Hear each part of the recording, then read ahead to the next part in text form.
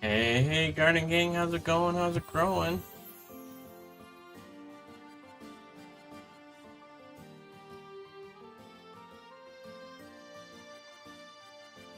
Back up there. How's everyone doing today?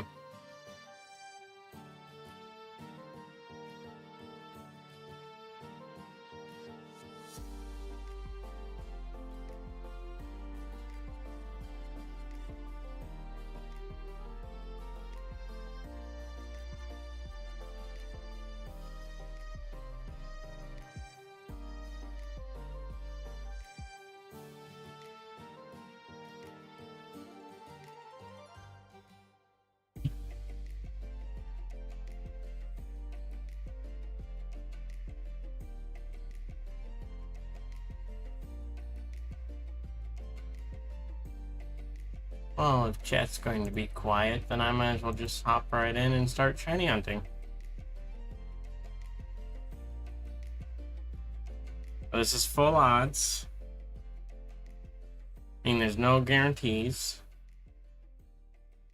Quite honestly, I would love to get a replacement for the mon I have in this area. I might try some different tactics. I think I can actually get the good rod now, so I might go get that, but that is also only accessing areas that me and Tadredme has had access to.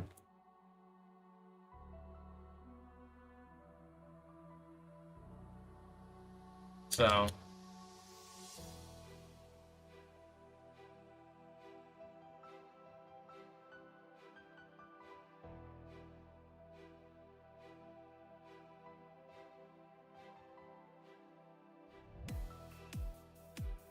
there we go.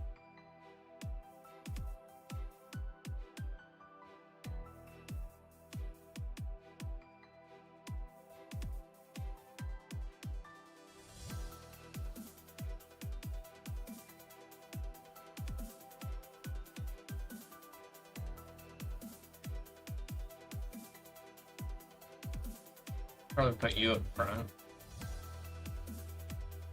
Be better for the poison powder.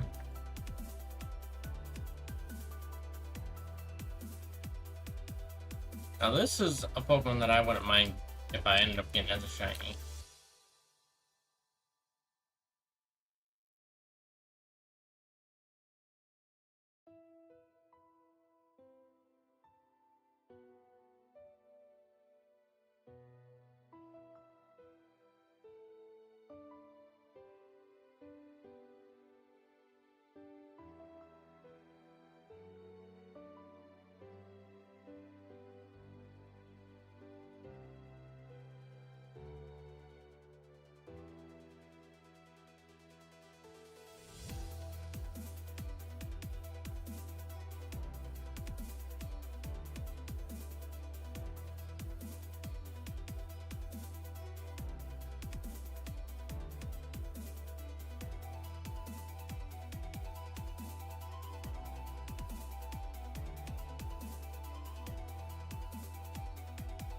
I think I'll go get the good rod, because I think I know where to get that.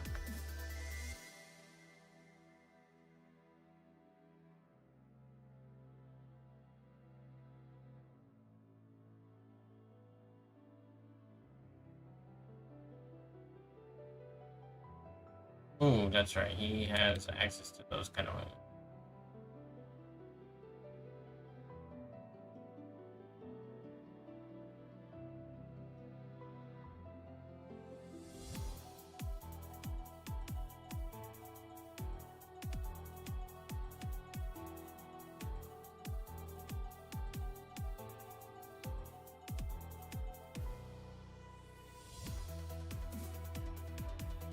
Okay, you're still tight.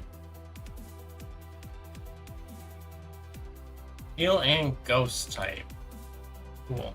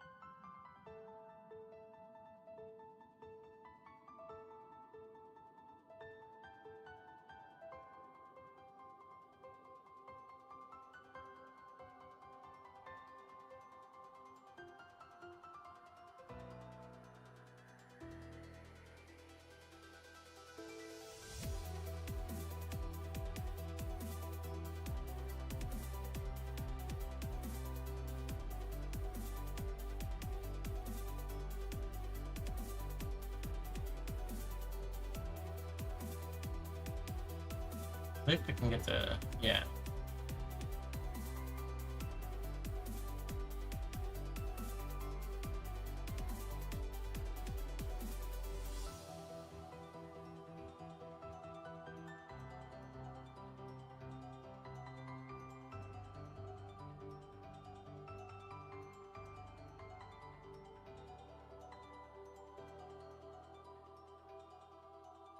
There are only certain areas that I can shiny hunt because the way that we're doing it is it'll replace the Pokemon that we have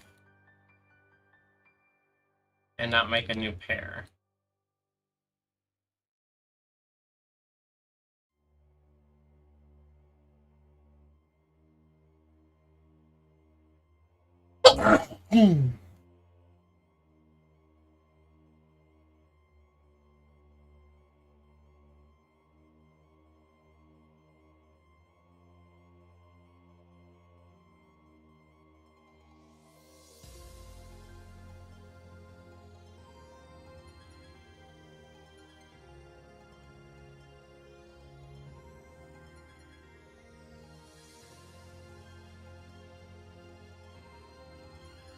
A second.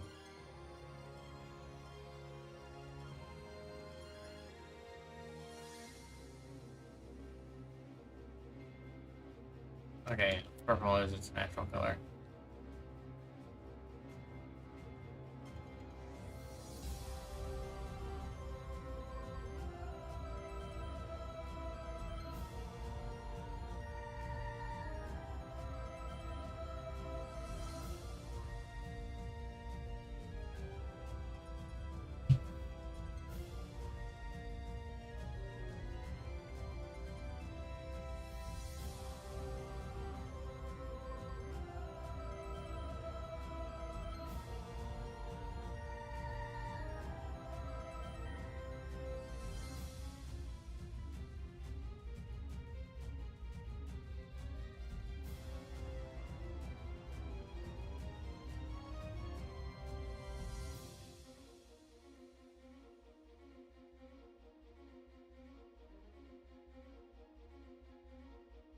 Ooh, Vigoroth. That'd be a good replacement.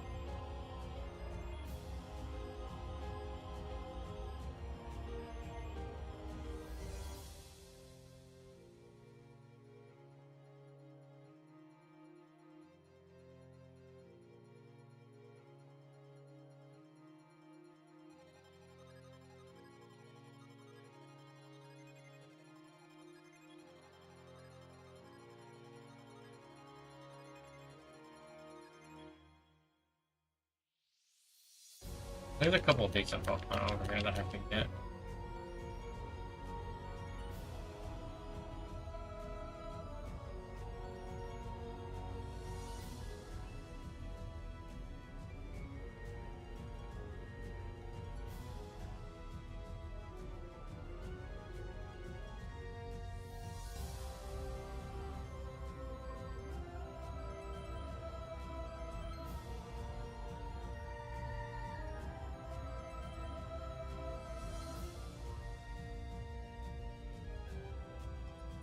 Venomoth I don't think would be too bad.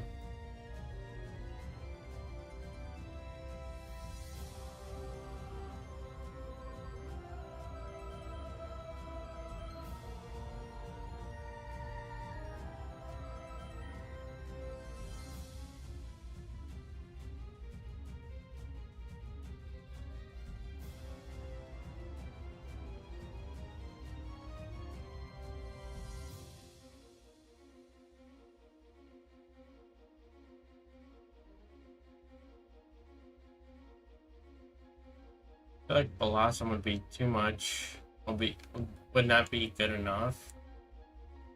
But the slacking would definitely be nice.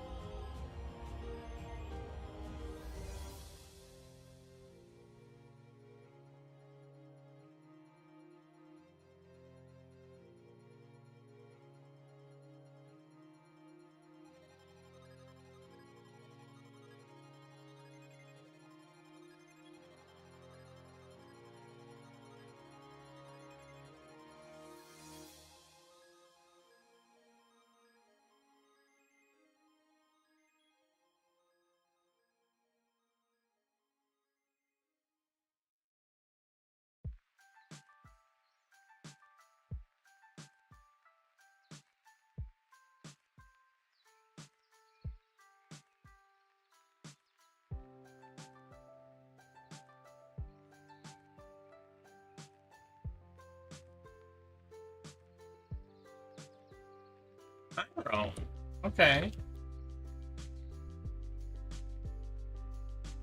That'd be a pretty neat one to get.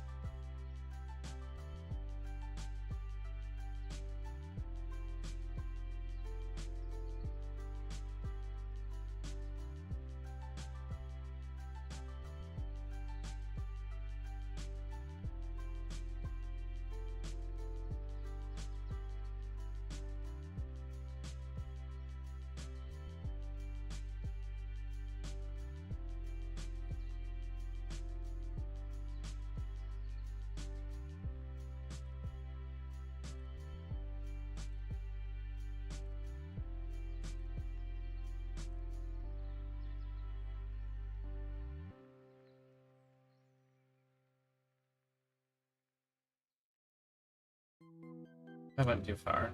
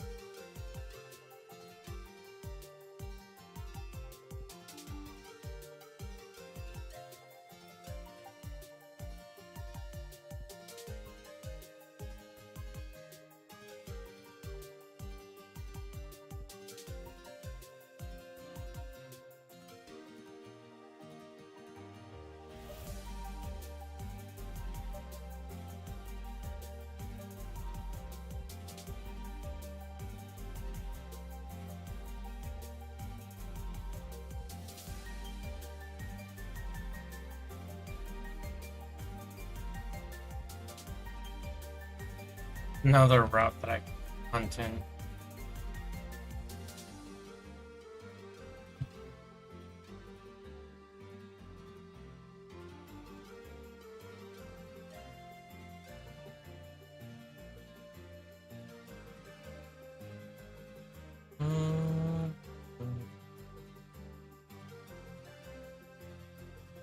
I don't really want to get rid of my cacturn.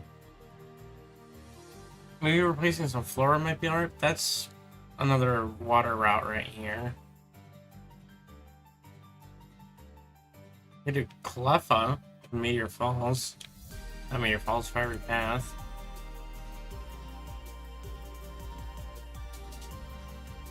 Oh, I could do Soul Rock on 105.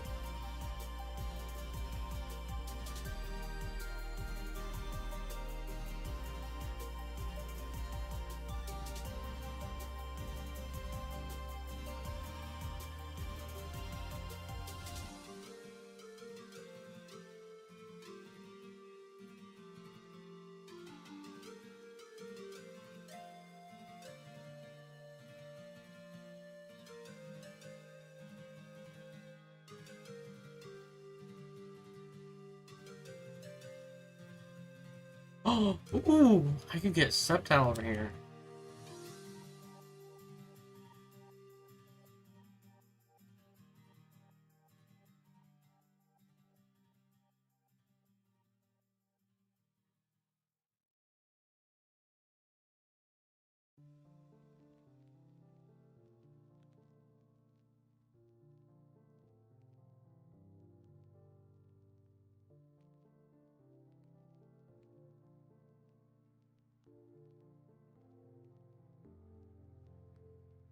Walking alone takes some faith.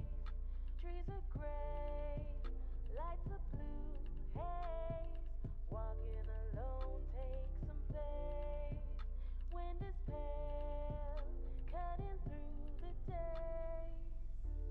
I'd rather be out in the summer rain, getting soaked, yeah, I wouldn't complain. But I think too much and I'm left to blame, feeling strangely the same. I'm drawing pictures around your name, conversation slowly sketched away, with the words I could not say, couldn't find any way. Walking alone takes some pace, leave behind lonely lover's face. Now that the calm Prelude. road you take That'd be fun. fills with heartbreak. Walking alone takes some faith. All the love in a state that you can't touch, hear, or taste, and the grace just falls into place. And no one can cloud the sun when you live your way. I don't wanna run and hide underneath the shade. No, no, no, no, no, no. And no one can cloud the sun when you live your way. I don't wanna run and hide underneath the shade. No, no, no, no. I'd rather be out in the summer rain, getting soaked, yeah, I wouldn't complain. But I think too much and I'm left to blame, feeling strangely the same. I'm drawing pictures around your name, conversation slowly sketched away, with the words I could not say, couldn't find any way.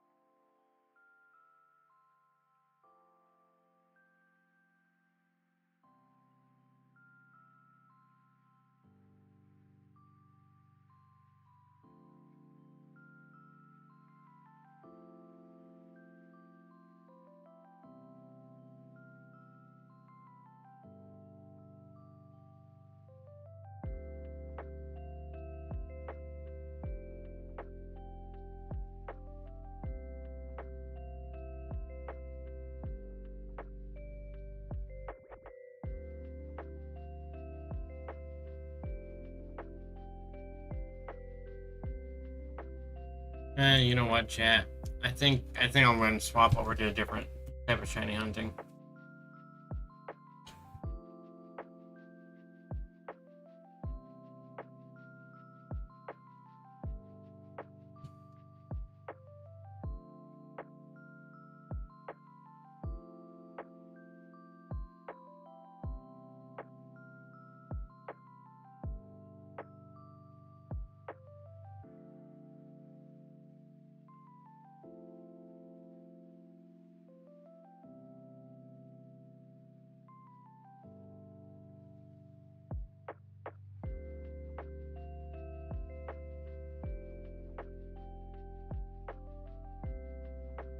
Okay, there we go. Okay. Do that and redo that. Cool.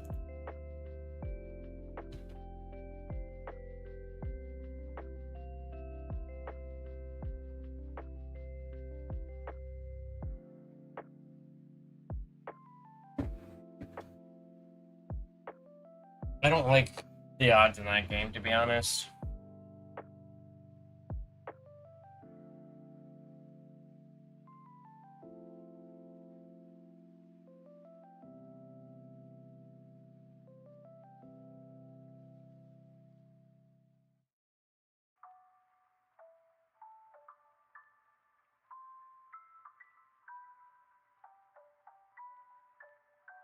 Alright, cool. I only have two boxes of eggs left for this, so.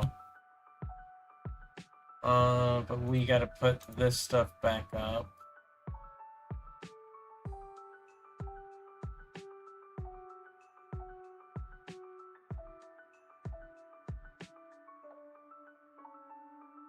Cool. And then we'll head out.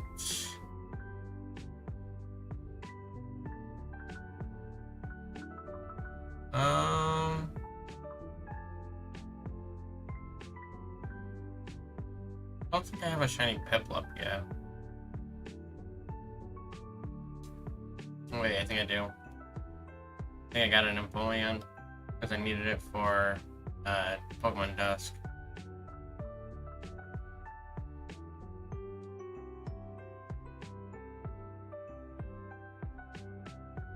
Yeah.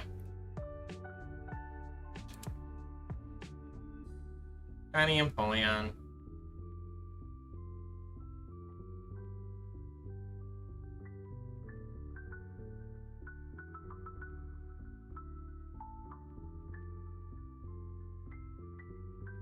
Swampert's there.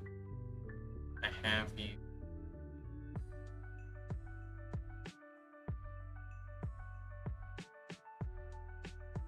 How do I not have any of the Gen 5 starters?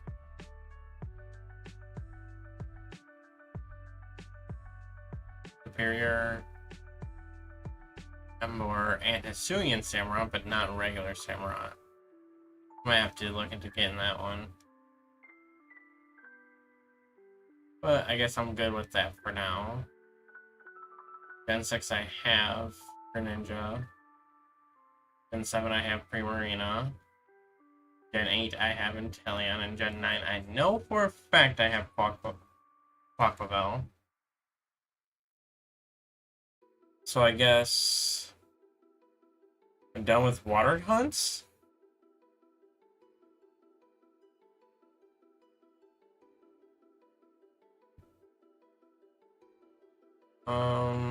Edit.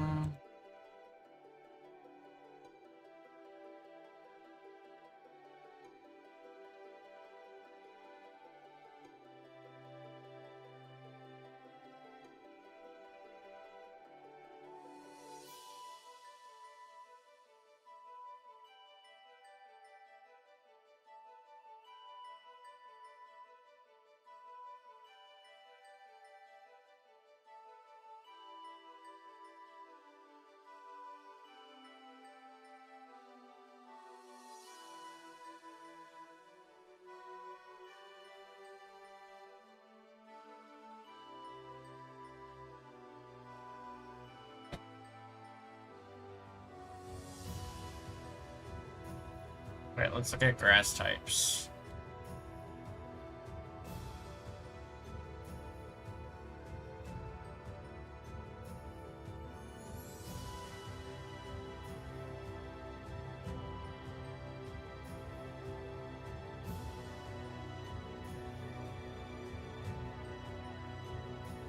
We'll load this up. Open.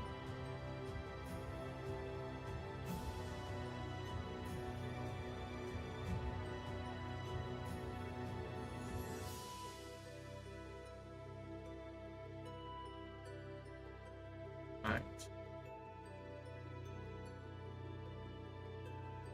Oh, I didn't do it the easy way for that one, did I?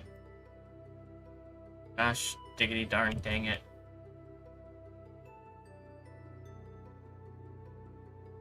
Insert.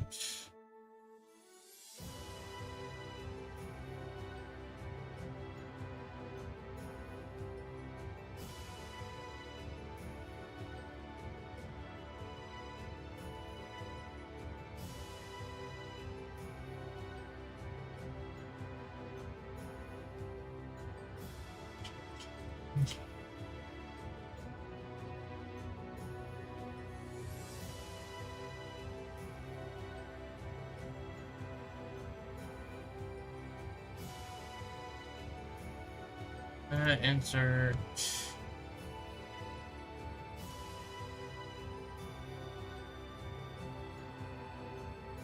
Ah, we'll just leave it like that.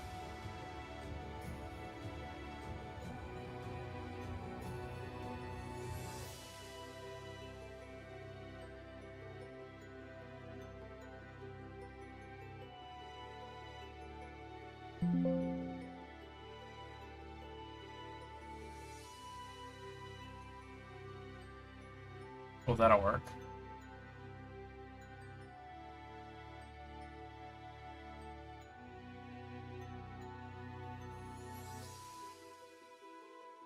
Close that.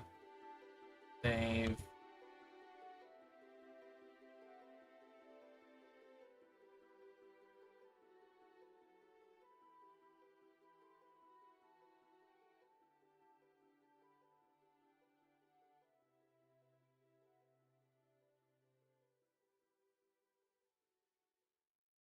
Yeah, we'll just save it there for now.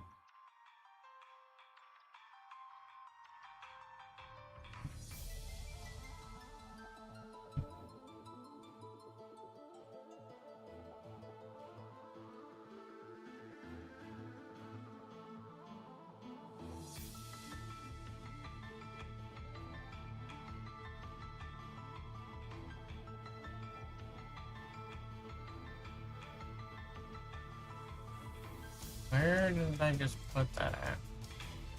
Oh, right there. Boom.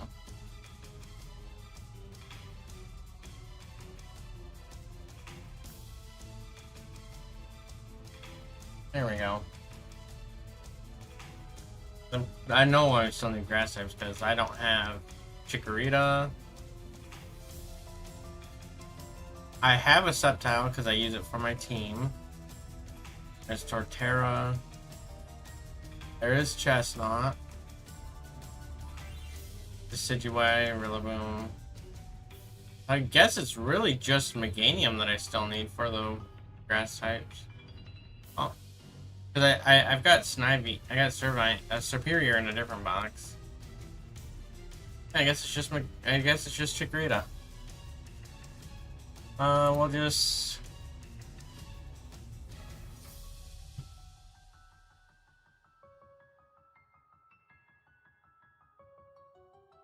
Extra images, Pride Race.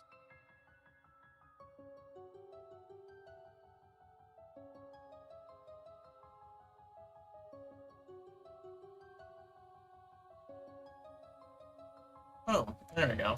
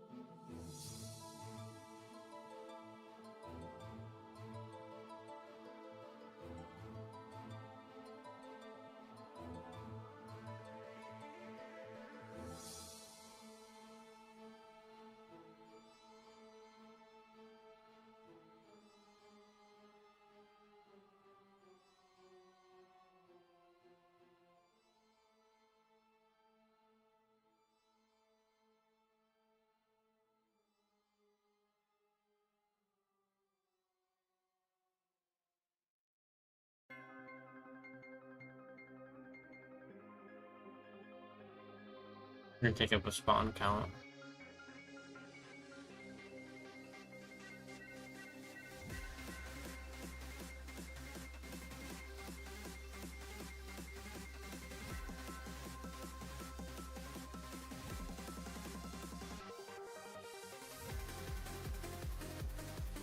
Honestly, I think the only grass types I wouldn't want over here would probably be those two.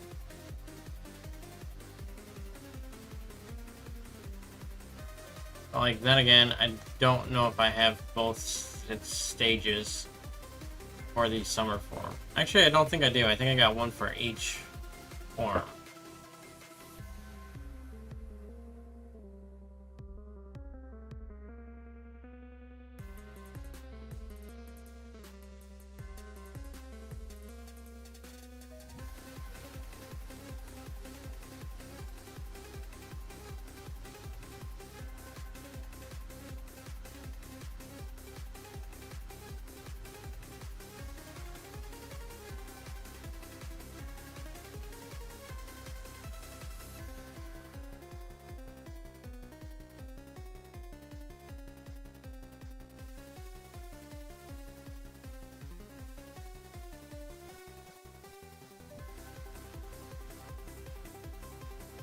Hey, welcome in, Tai.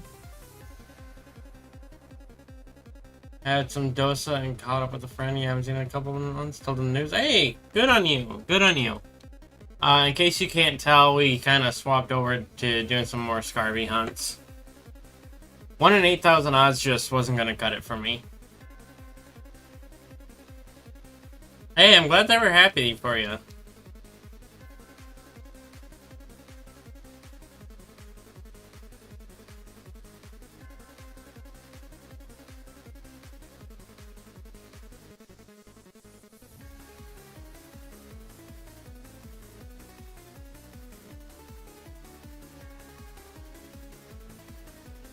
I thought I knew a way to cheese the odds slightly.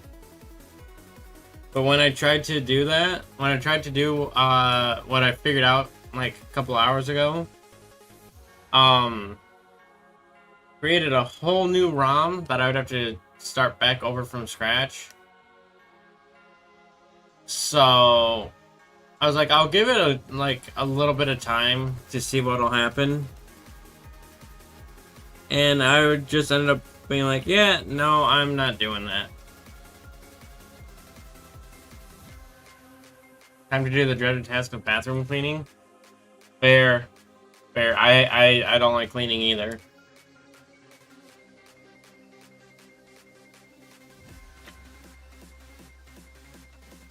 Hopefully it goes by pretty quickly and easily for you this time, though.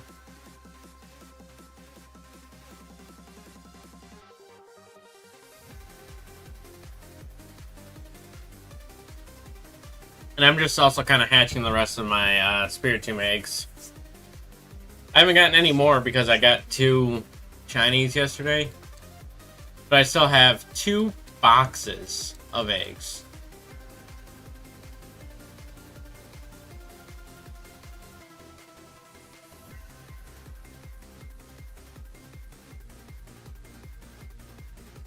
Once you put the gloves on, you'll be lurking.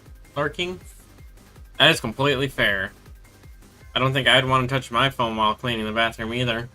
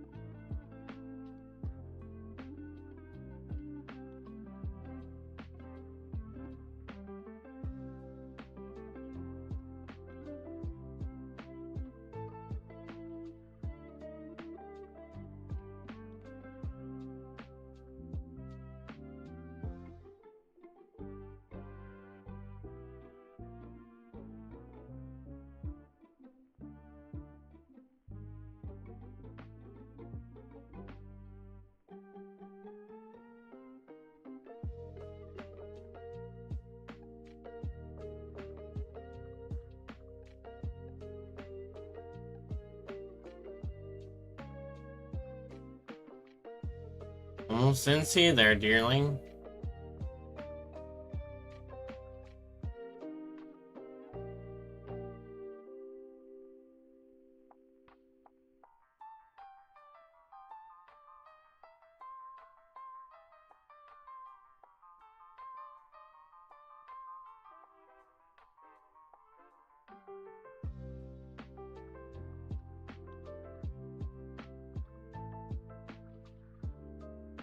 I couldn't even see what that was even after I encountered it at first.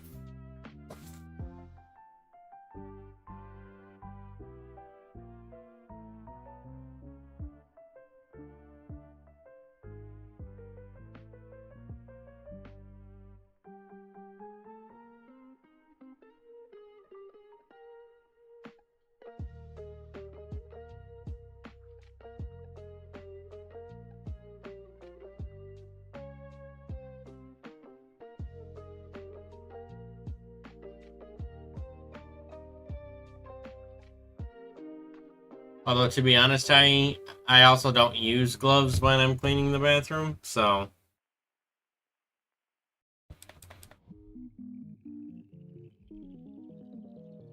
I just wash my hands really good afterwards.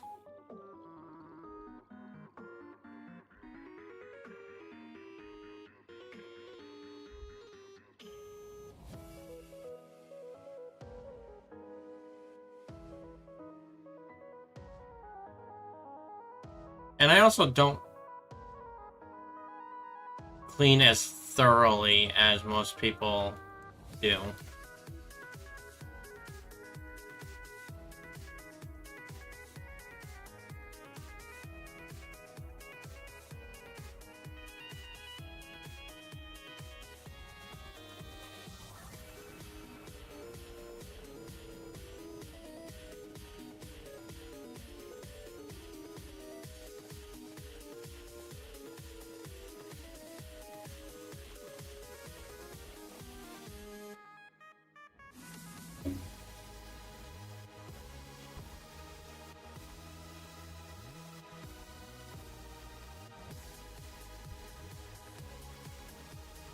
Those are going on now. Oh, don't have too much fun in there.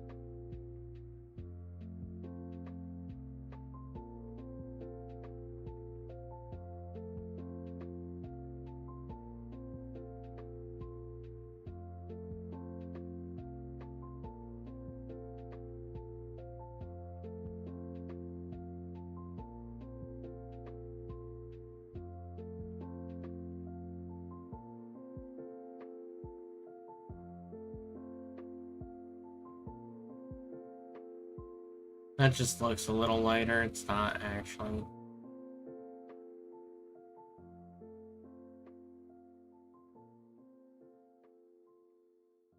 It actually has to be like a nice golden color for Executor.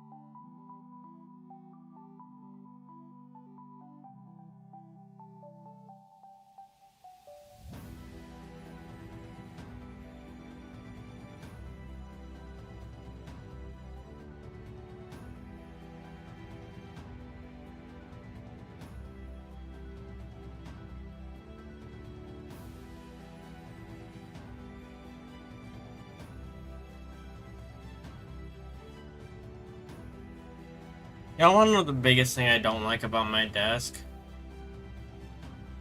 Don't get me wrong, I like my desk. It's a good desk and it works great. But the biggest downside to it is if I want to stand up, kind of like what I've been thinking about for like the past minute and a half is wanting to stand. If I stand up, you guys will either be looking at my stomach or I'd have to angle the camera upwards and you guys would be looking up my nostrils.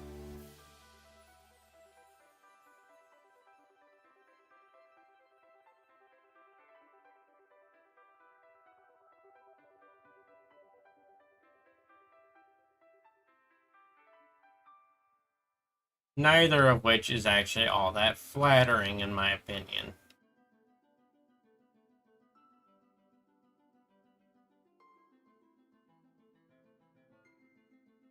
I mean, there's some people that can pull off the whole stomach cam thing, but like, I am not one that could pull that off.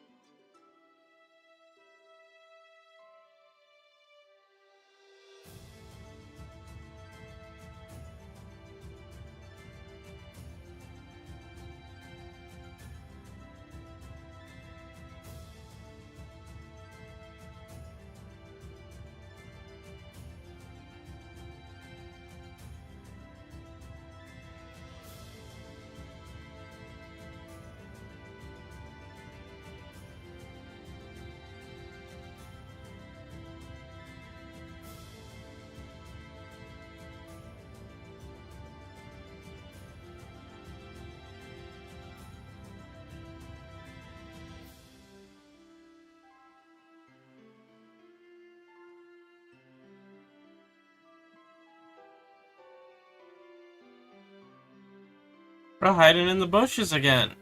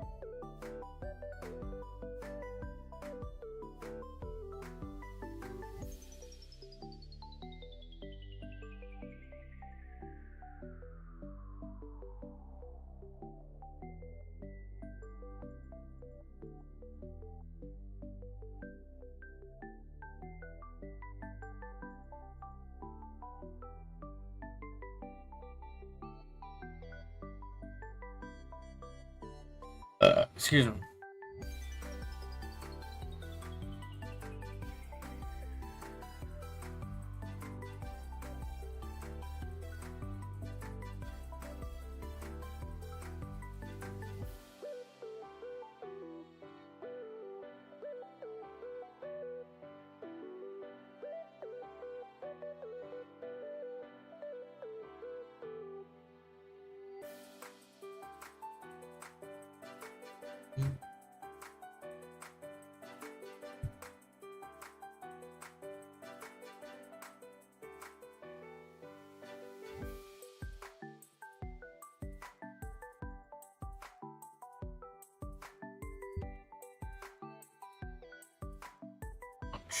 On my shoulder.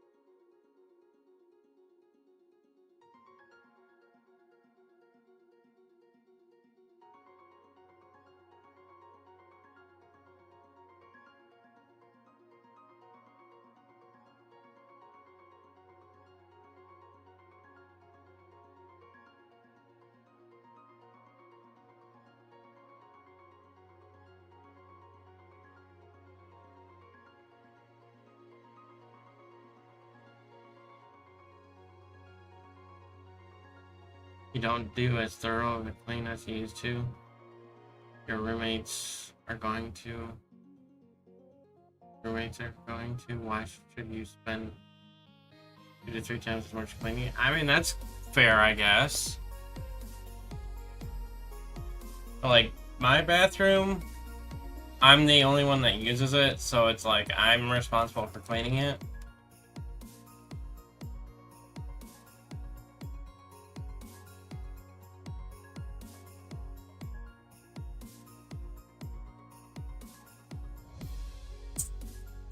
Don't you do it thorough enough for clean so it doesn't look super dirty? But it wouldn't pass your mom's inspection? Dude, since I moved out, none of my cleaning capabilities would pass my parents' inspections either.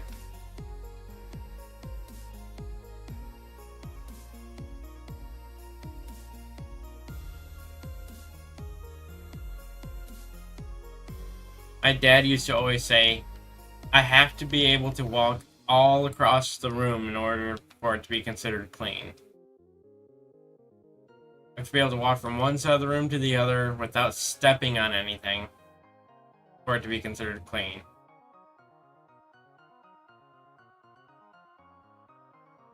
And well, in my bedroom, you can't do that. I'm telling you that right now. You cannot do that.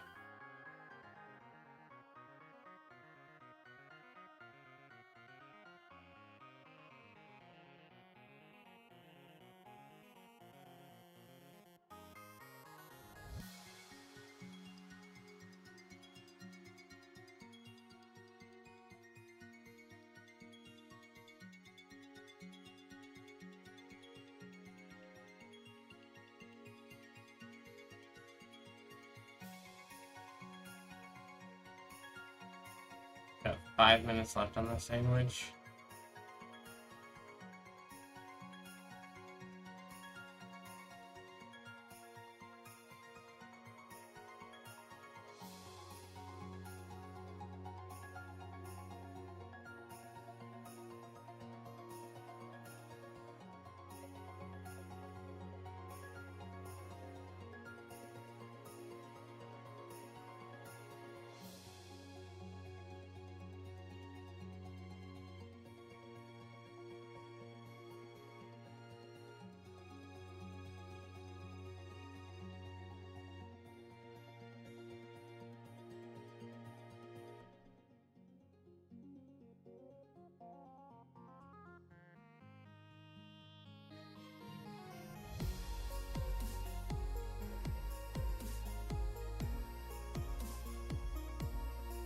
There's a perfect pane by your webcam.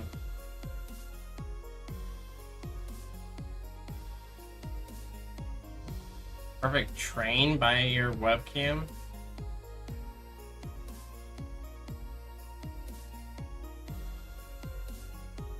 What do you mean by that? Perfect reason. I mean, fair. There's a reason you guys can't really see that back corner of the room there. Right? I don't think you can anyway. And now this back corner over here. Can't really see it. I mean, it's not horrendous. But like that entire side of the room between me and the wall, which is only like 3, maybe 4 feet, isn't all that nice. Neither is the floor directly to my right. So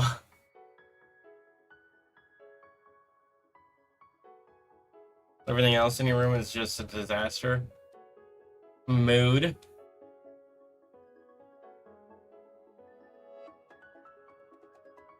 Because not only do I do YouTube stuff in here, I do basically everything in here. Like this is...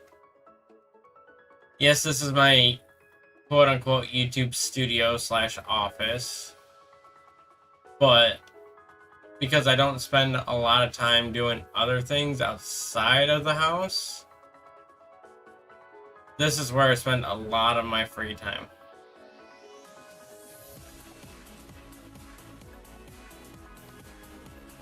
Either playing games, watching anime, watching stuff on Netflix, watching stuff on Disney, watching YouTube. All happens in here.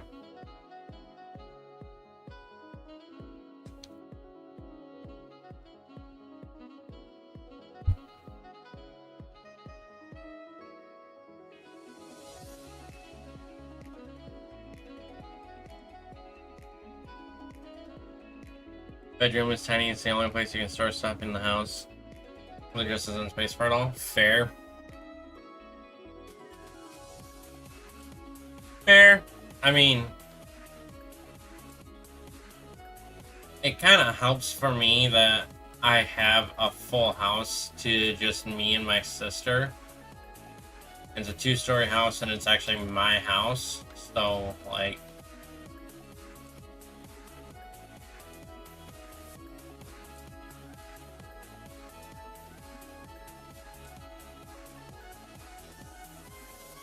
that helps, but it's like back when I still lived with my dad, that was basically why I didn't do a whole lot of stuff like this either.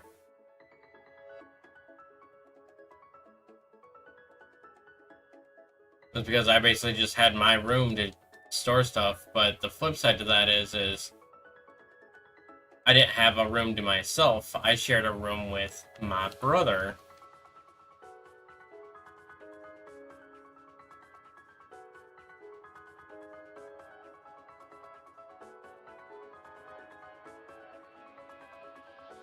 So it's like, not only did I have to store my stuff in a limited amount of space, but I just store my stuff in a limited amount of space with another person using the exact same space.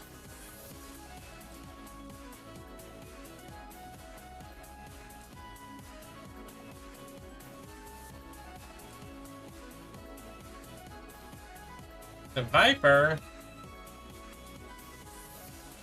Primers? What are you guys doing?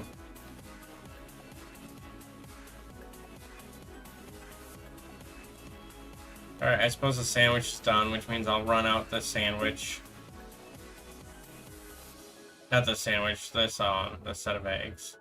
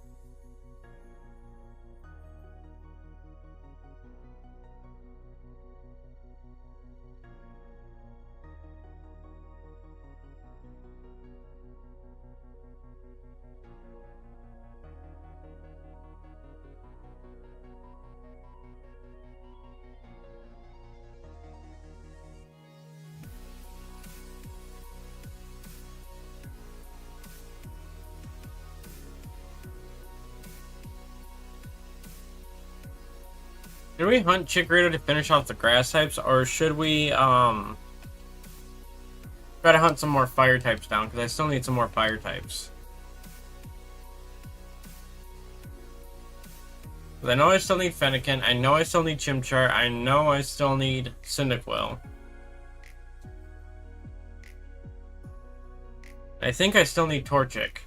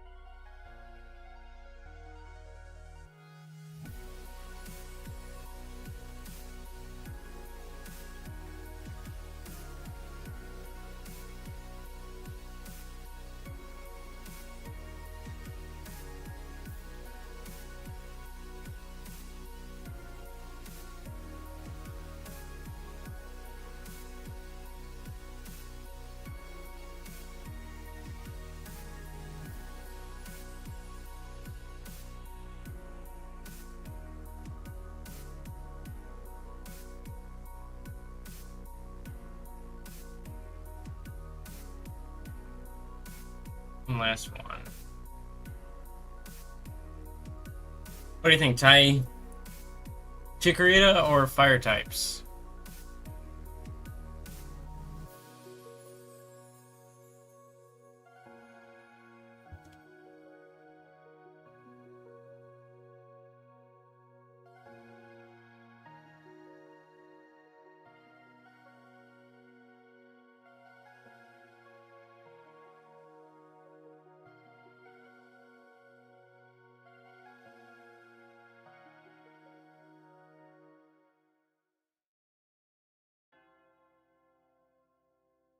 Or AFK for a minute?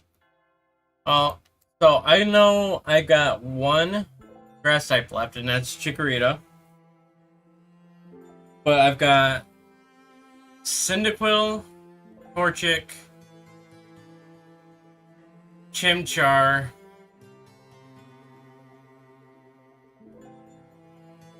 maybe Scorbunny. And then you got 4 fire type starters left to get. Should I try to keep going for Chikorita, or should I go for fire type starters?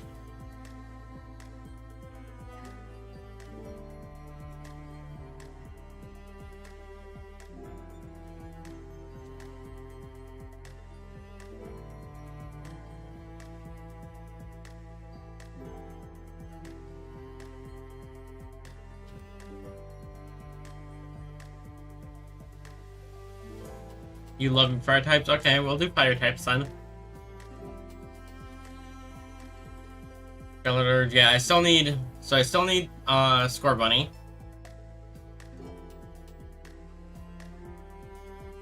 I still need Fennekin. Scorbunny, Fennekin. I know I have Emboar. I still need Chimchar, so that's Scorbunny, Fennekin, Chimchar. Torchic. Cyndaquil. Yeah, so I still have 5 fire types left. So we will... Browns. Oh, that's not gonna look good, is it? Yeah. Of course not. That's what I get for just looking up a random image online. Try to be able to put on. I'll find a better one for next one.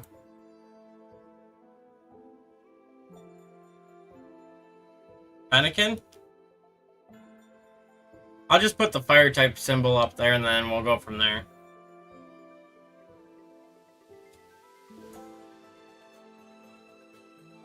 I believe it's red bell peppers that I need. I gotta double check that though. Yep, it is red bell peppers. Cool.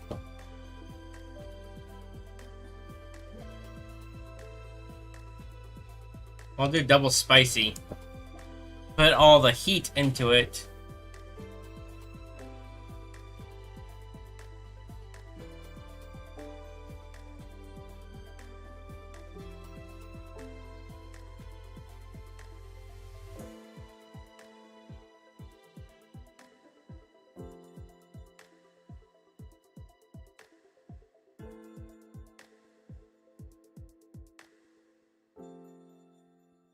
I mean, it makes sense to name it Mozilla, Firefox and all.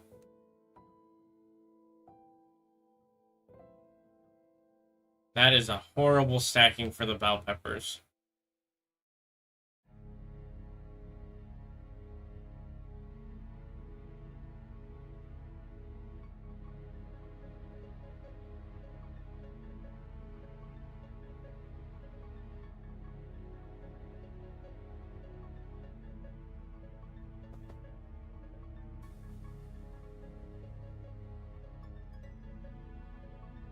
I actually used to use Mozilla Firefox all the time. What the heck? That's still counting the bread on top of that?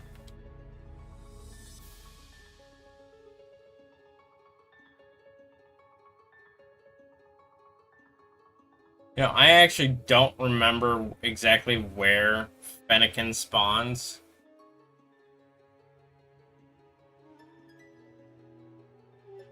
So I might need to look that up real quick.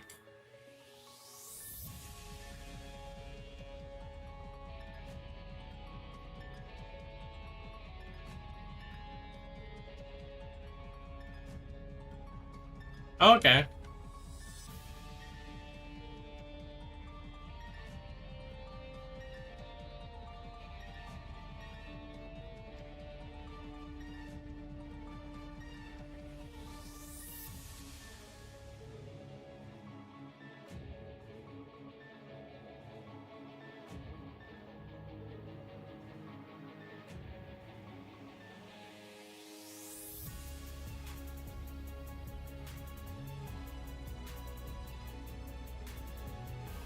So it spawns around here.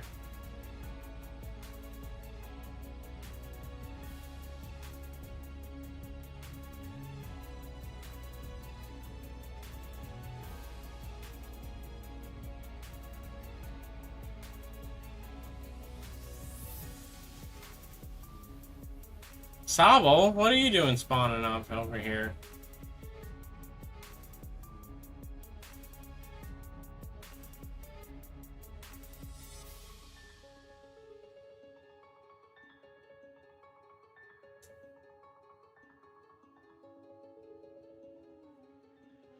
Yeah, it does spawn around here. Cool.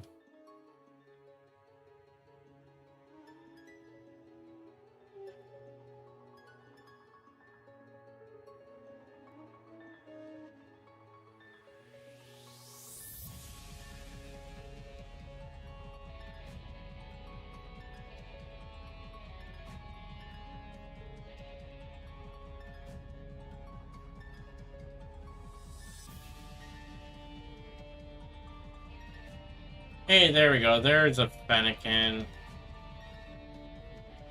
I was starting to think maybe it didn't spawn at all.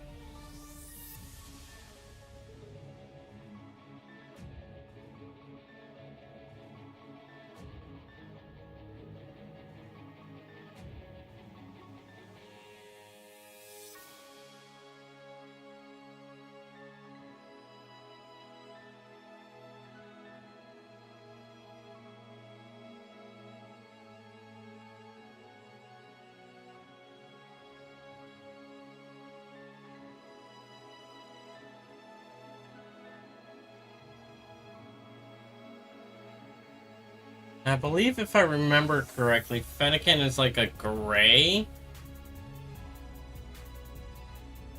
Even with level 3 fire damage. Oh, that's because there's a lot of other fire types that spawn. Like, you see how I'm getting the Litins... Not Litins, Litlios, Pyroar, Magmar, Magby. I'm getting all these guys as well. The hatching is the remainder of the 2 boxes of Spiritomb eggs.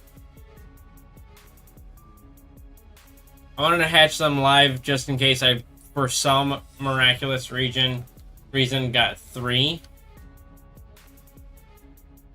But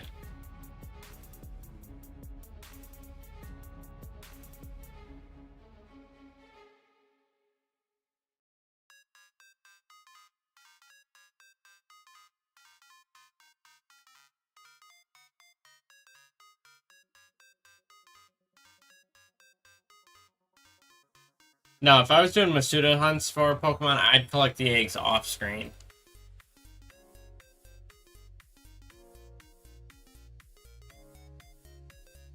It's kind of what I'm thinking.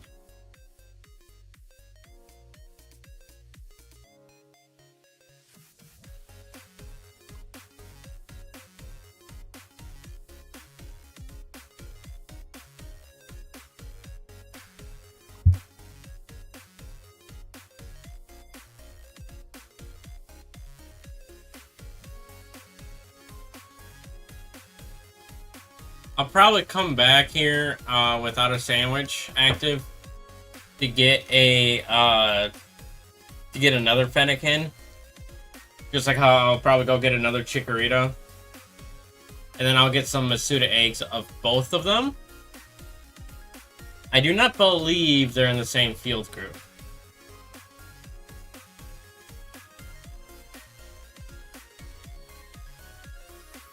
the same egg groups, so I could probably breed them at the same time with my Ditto, and still end up with a pretty decent 50-50 split on eggs. Yeah, because that's the second and third Fennekin I've seen since I started doing this.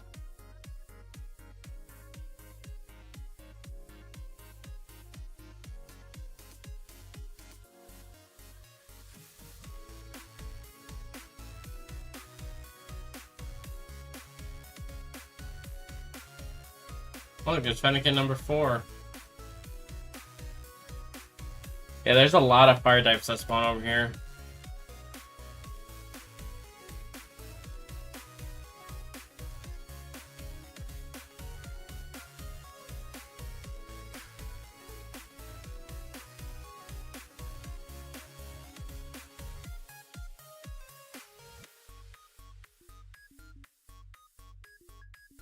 I think I know what I'm gonna do.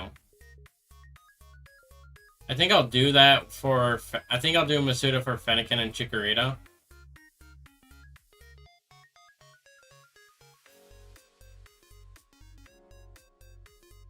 And I'll just head over here and start looking at Chimchars. Excuse me.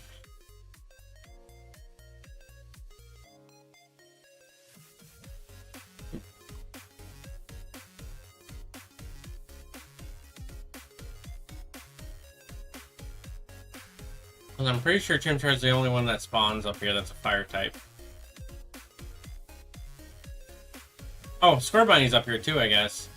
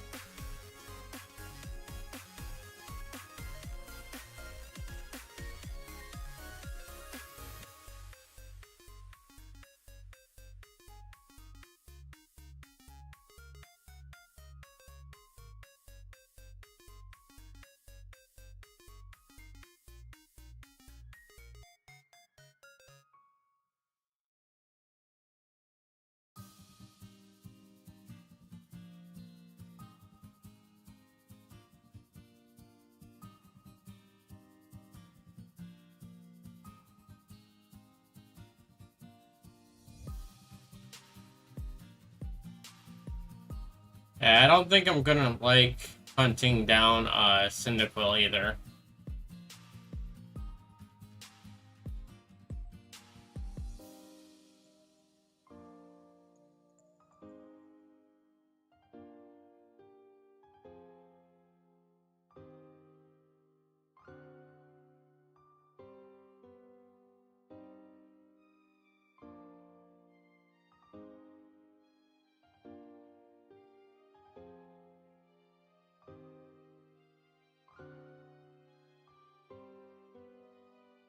Ordered an NB flag today.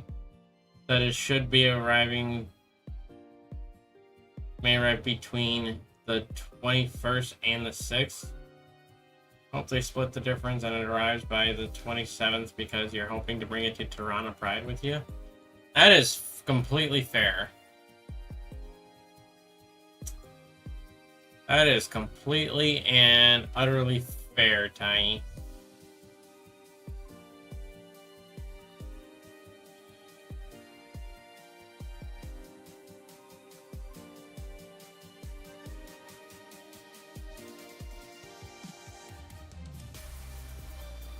Oh, July 6th. Yeah, that makes a lot more sense.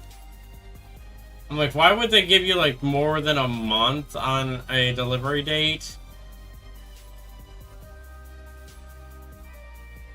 A full month of a delivery date time window does not seem reasonable to me.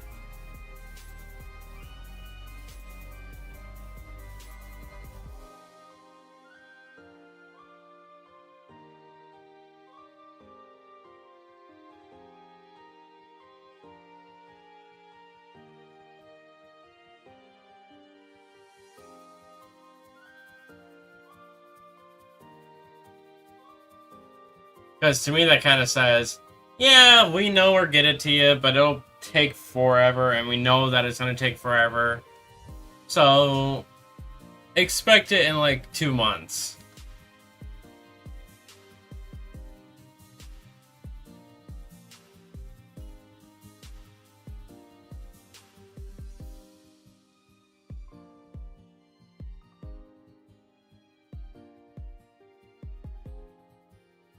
Not sure if they have to ship it from overseas. Probably not. I would hope not. But you never truly know, I guess. It all depends on where you ordered it from.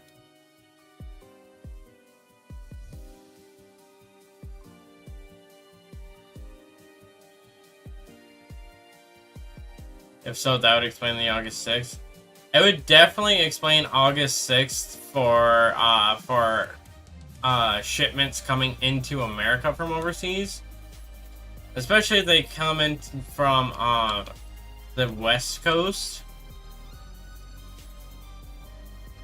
Because coming in from the West Coast, they've had a lot of import issues. So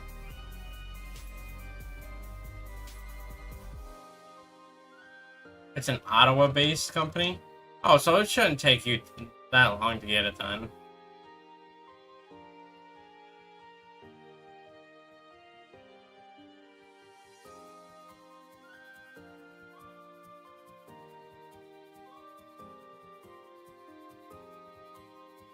Most Etsy companies will make sure that they have a lot of stock on hand. And if they are having issues with their stock, like they don't have a lot in, or they're having issues with their supplier and not getting a lot in themselves from it, then they typically put something on the site about that. Like low on stock, out of stock, or most Etsy companies are pretty good about that.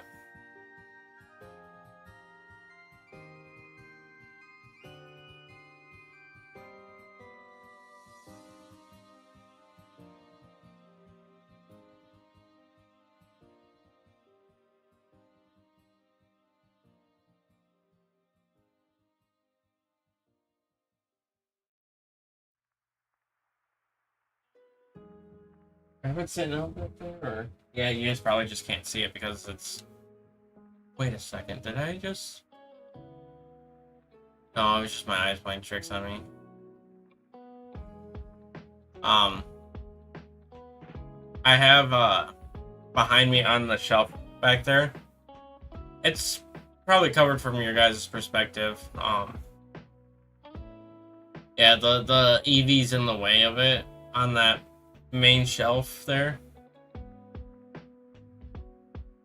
But I have a Japanese copy of Alpha Sapphire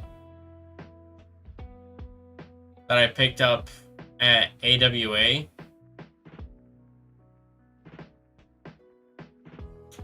And I got it signed by all of the YouTubers that I met while I was down there. And the first thing I did when I got back home was I went online to try to find a plastic case to put it in. And I visited like 4 different Etsy providers before I found one that didn't have a listing of it being low on stock. And I ended up getting it within like 2 days. So.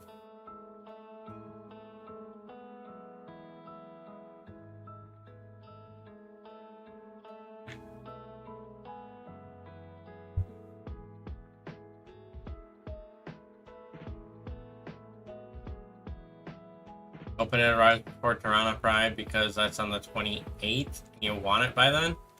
I mean, that's completely fair.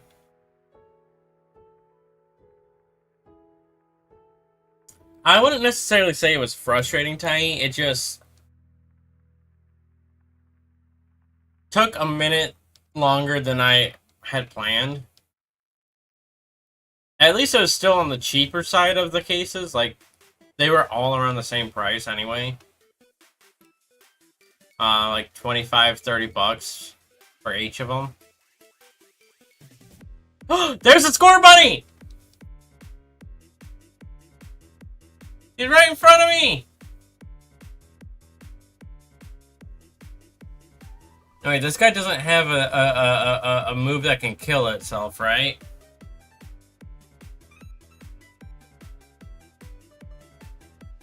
There you go. Okay, he's right there still.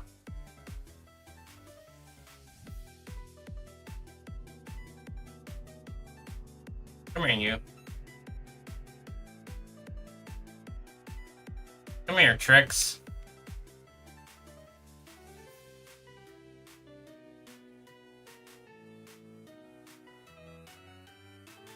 Of course, it's not going to catch on the first ball. Very rarely does with starters.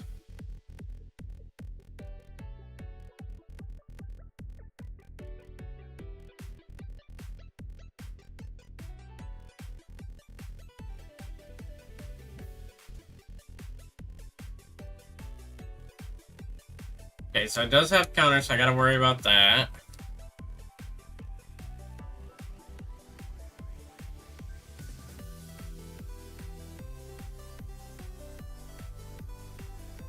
Rude. What, the score bunny for not staying in the ball?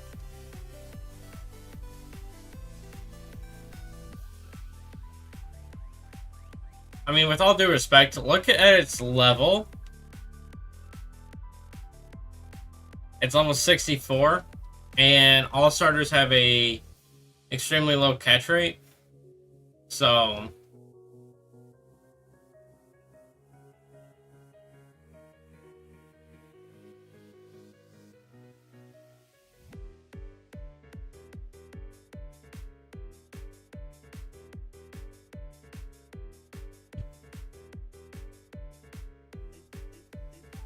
oh, dude bounced, didn't he?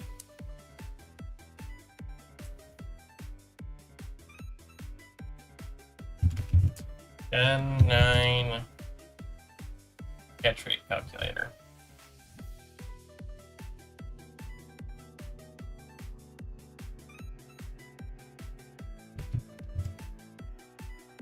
Poor bunny.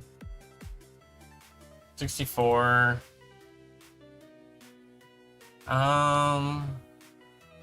Repeat balls. Yes. 30% chance. Hey, I just caught it.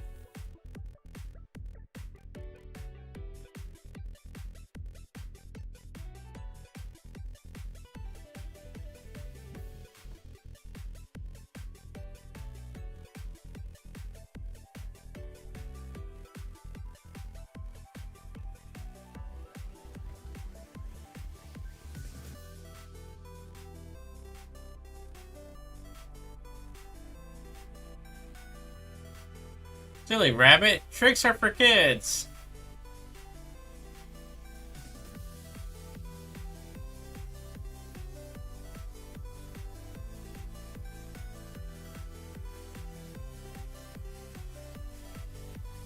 Now, I know it's not marked,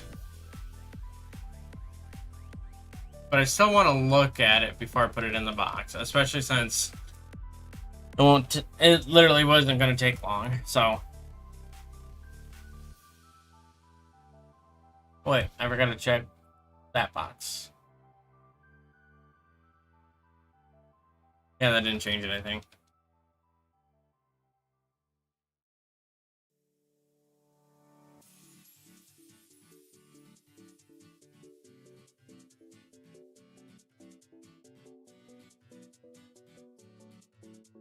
Summary. Oh, that dude had double edge. Good thing I saved.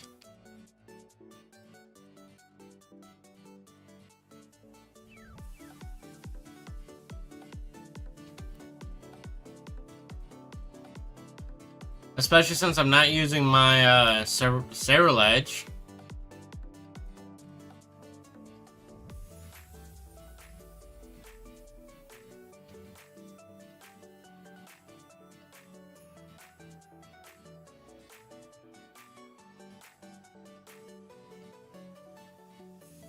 Thinking the exact same thing. About what?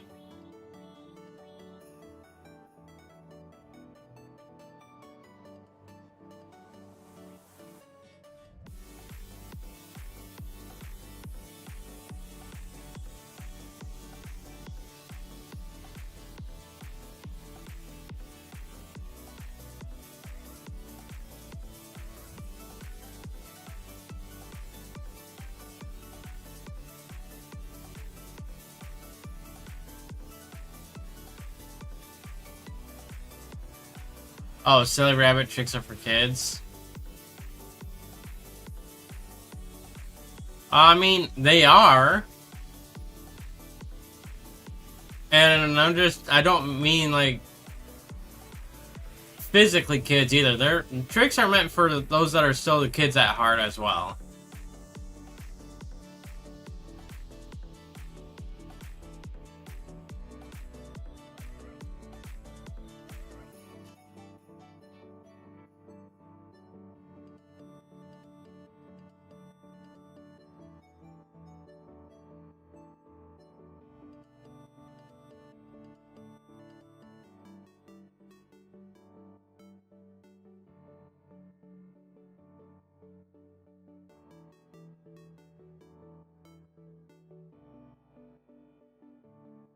Although, I do prefer the older Trix cereal over the newer Trix.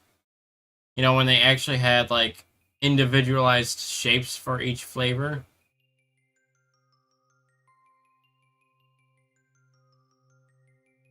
And now they're all just spheres, every single one of them.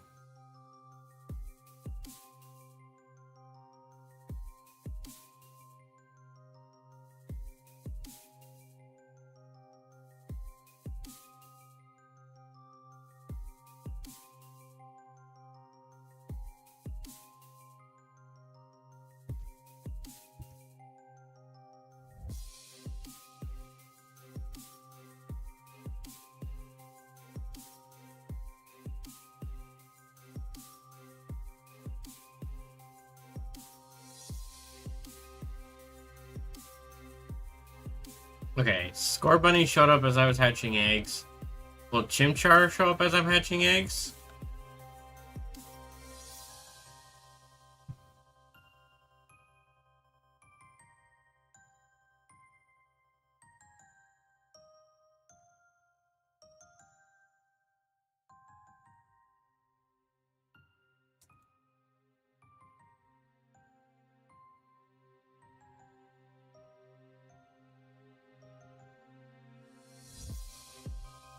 Oh, Sun Wukong!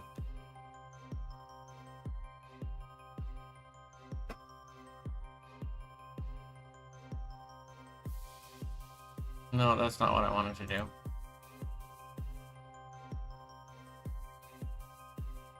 Copy. There we go.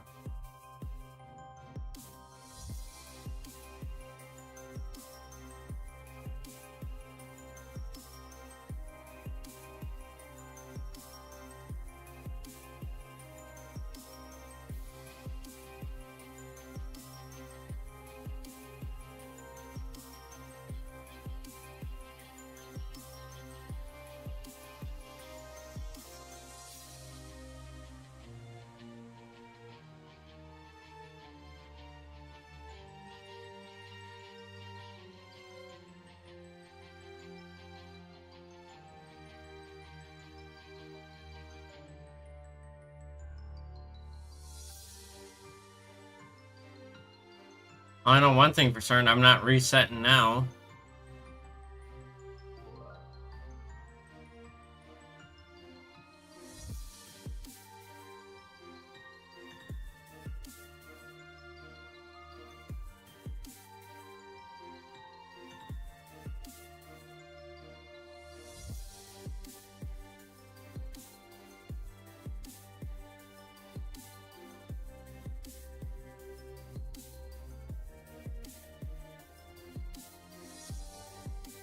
I know Cyndaquil's gonna be a pain in the butt to find. Because it's actually gonna use the method that I don't like doing. Picnic resets.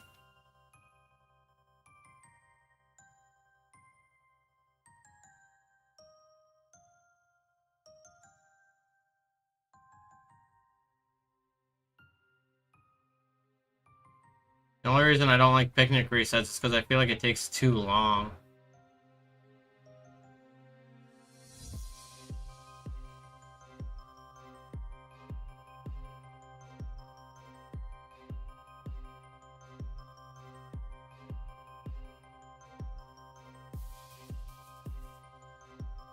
Instead of just being able to run around and despawn everything and then spawn in new encounters.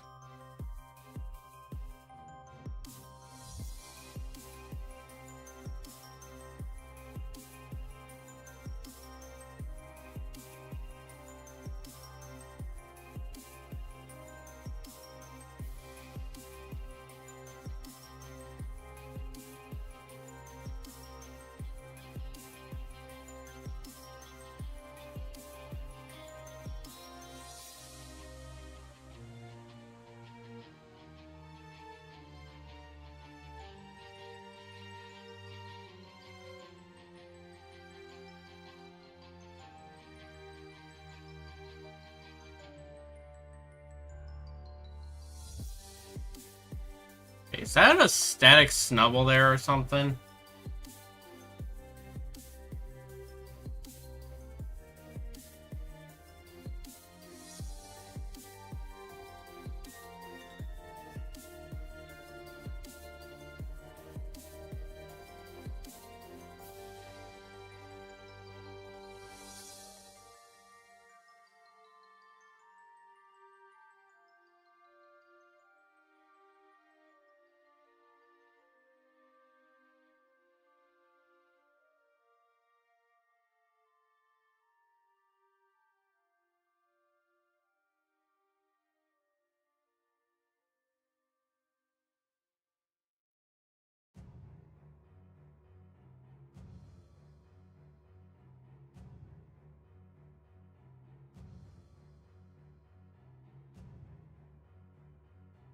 Do you know if that's a static snubble there, Tiny?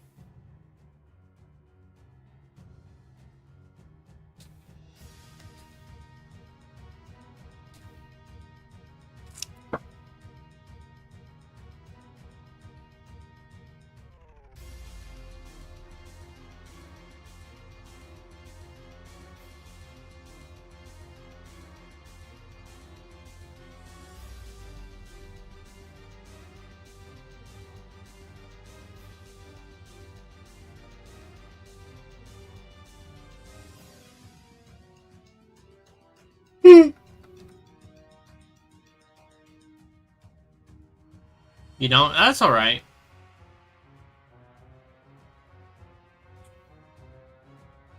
The benefit of not knowing means that you can learn it. Right?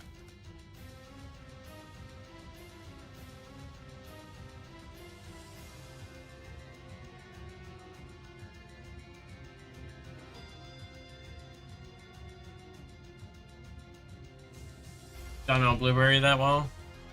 I'll be honest, I know where some Pokemon spawn. I don't know where all these static. This is Blueberry. Blueberry is the only spot in... I want to say even in the 9 generation... No, because I did it in BDSP.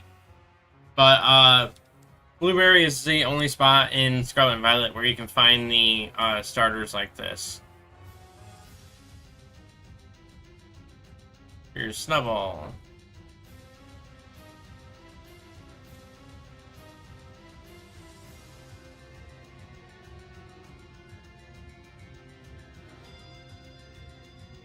Yeah, that is a fixed spawn. Interesting. That is definitely a fixed spawn right there. I did not know that.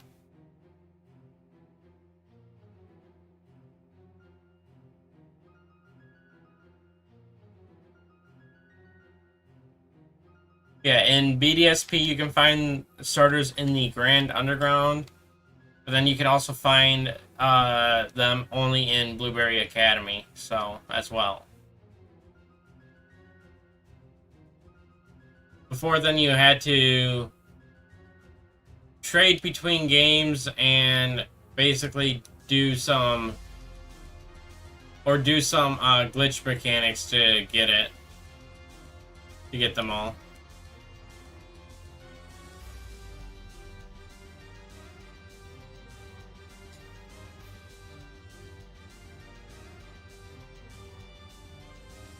Alright, one last column of eggs.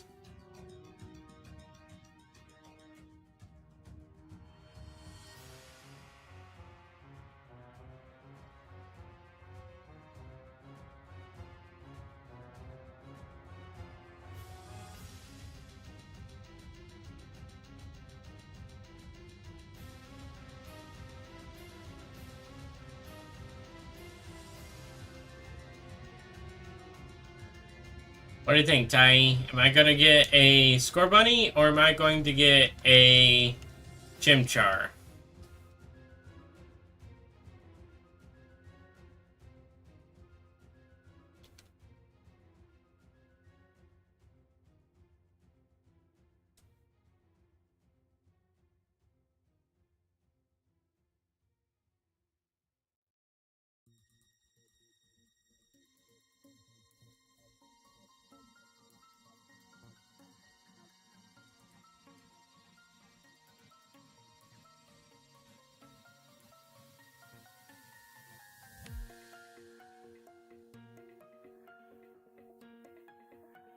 You'll say Chimchar?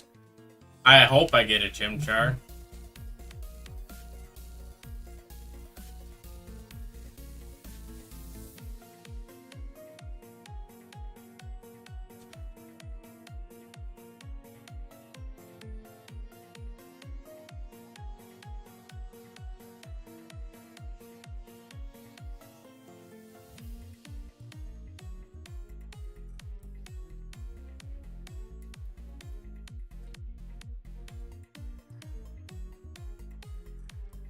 I get a Chimchar, then I can go on to Cyndaquil.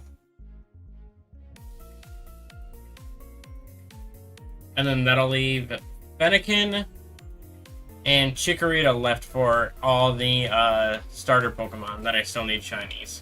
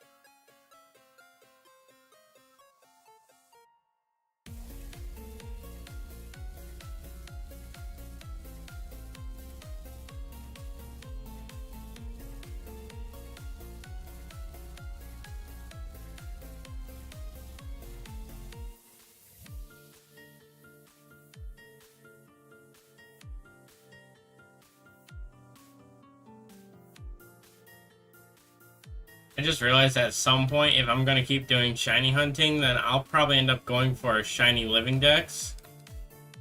And the thought of that actually kind of scares me a little bit.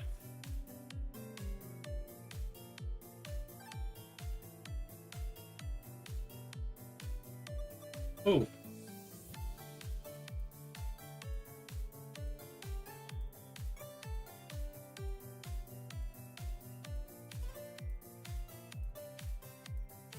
So without a working dryer right now, Landlord always seems to get sick for a while when something needs fixing. Fair. Like, I don't mean that, like, that's fair of him to do that, or her to do that, but, like, I can see landlords doing that, which is why I'm grateful I don't have to report to a landlord about anything.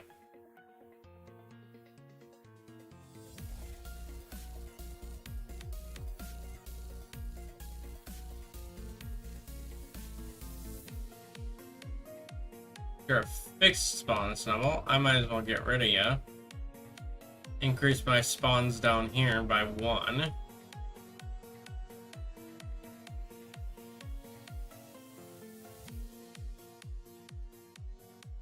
Which may or may not make all the difference in the world.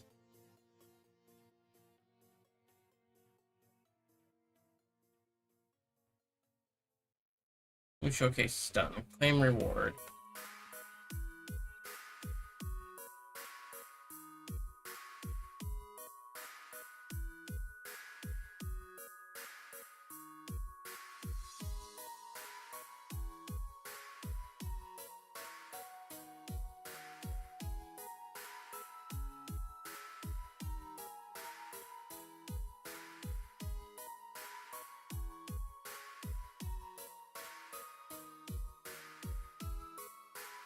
Although being a landlord myself, I do sympathize with them not wanting to get stuff fixed.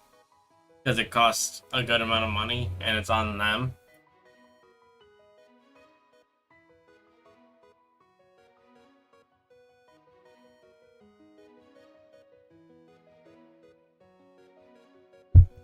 Although the flip side to that is, if we don't get it fixed, then there's a chance that whoever's renting can sue for living conditions. So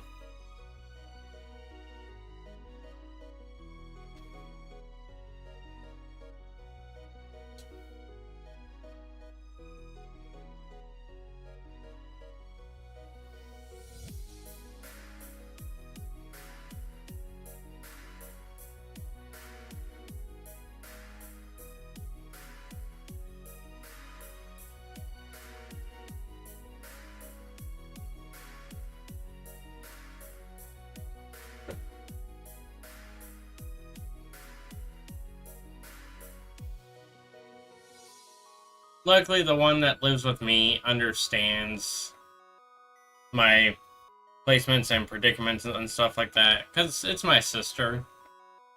So I don't think she ever would do that to me, but still.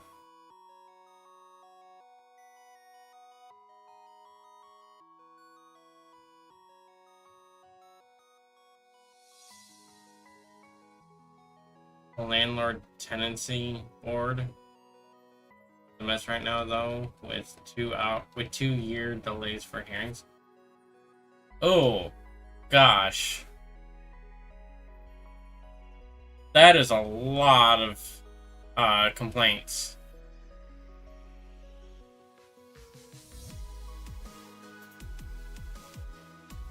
It should incentivize the board to try to get them put through, to be honest. Because the longer that stuff goes on without getting done, the worse it could end up being for them.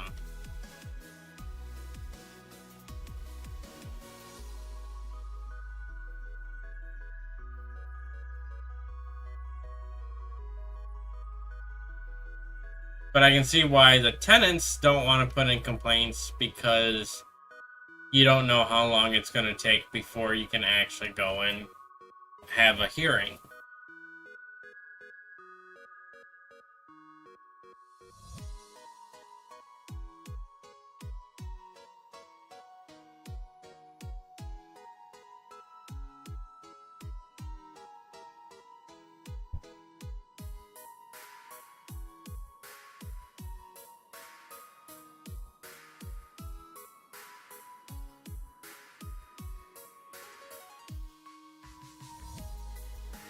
There doesn't seem to be an urgency to address the situation.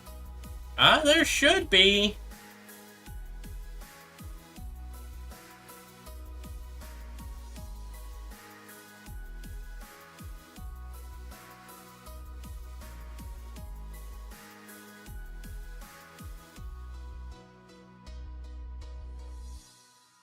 Because to me, what it seems like is they're trying to put off fixing the complaints in an effort that people might end up just moving out on their own, of their own free will.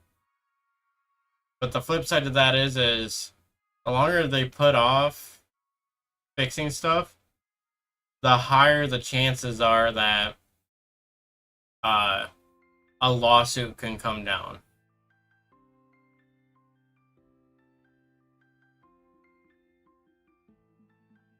Because I know if I had to wait 2 years to see have a board hearing about some landlord issues, I would not just sit around for that long. I would definitely do something.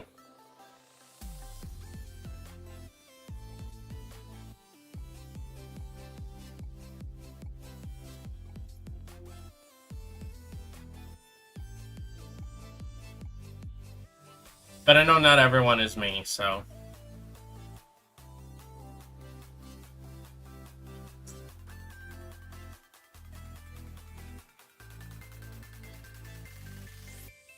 Wait, I killed. Oh, jeez. Has it already been 20 minutes? No, it hasn't. Die.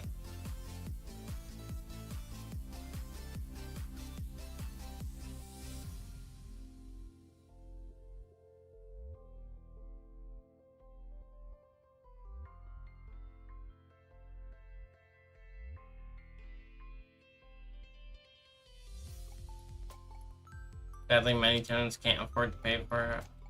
Well, there is a chance that, given that I'd say that there'd probably be a decent chance of winning. The lawyers could probably just, like, take from your winnings. Or have it be as part of the deal that the board would have to pay for their legal fees.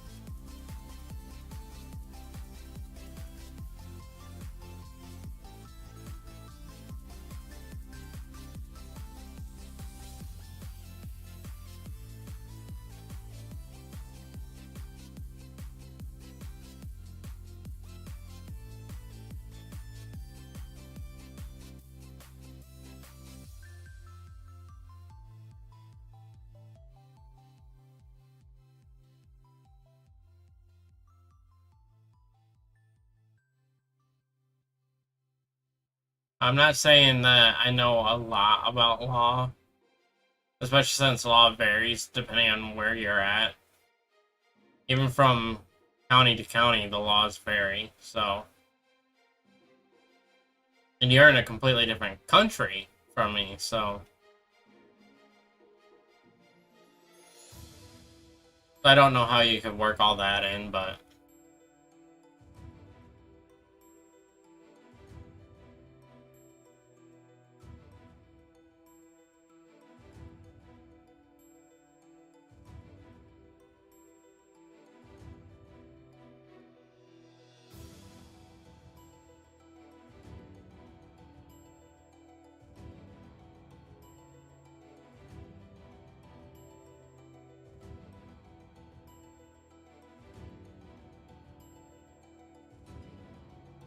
Well, see, Tennessee laws, I especially know nothing about because I've never had to actually like write up a formal tenants contract.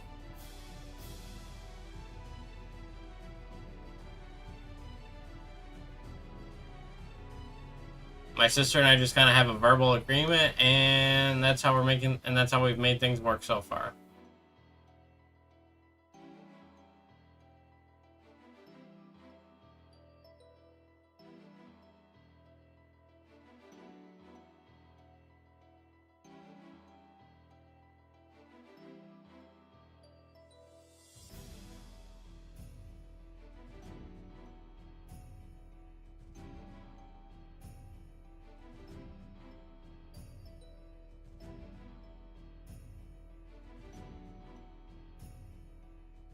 Wait, you know what? Since I don't have any more eggs to hatch, I mean, technically I do, but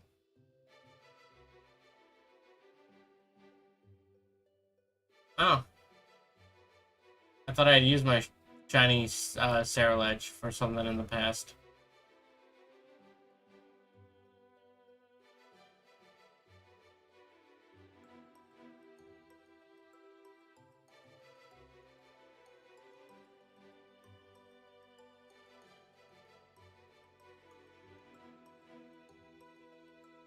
They're provincially. I mean, it's based off the province that you live in. Provincially. I think that's how you pronounce that, provincially.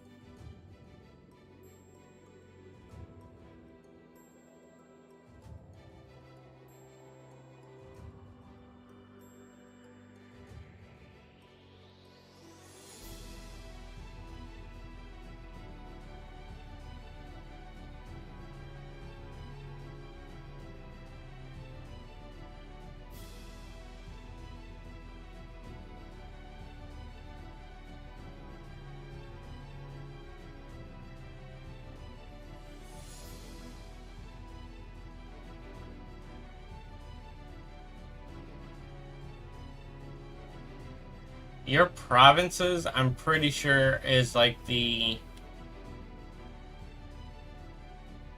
same level in like legalities as like a state is in the US.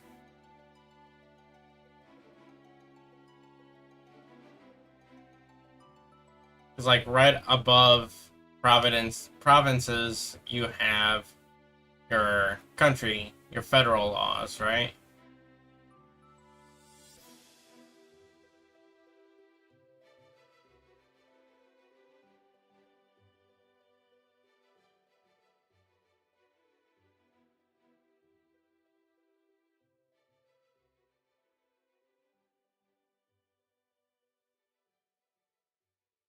Provinces are more or less your states. Yeah. Like the way that the US laws are broken down, we have the federal laws, which are our nation's laws. And then we have state laws, and then we have county laws, and then local laws.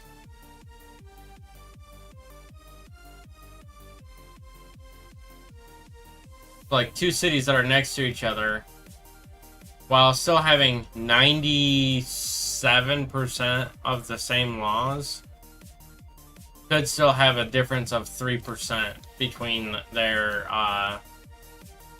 local regulations and stuff like that.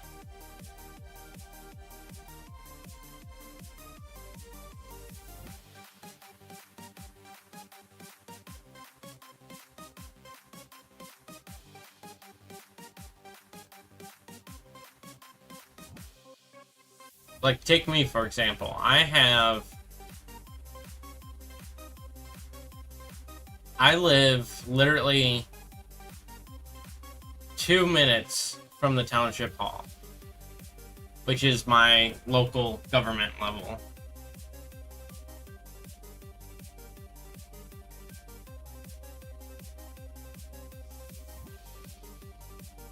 But even then, the laws that get made at my township hall are slightly different than the laws of the town in which I work.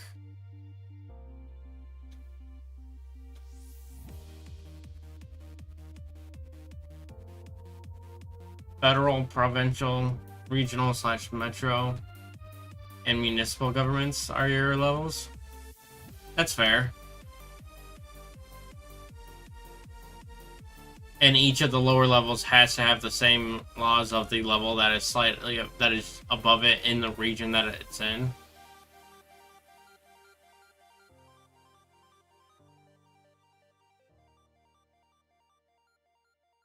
But of course, above federal law, we have international laws and stuff as well, but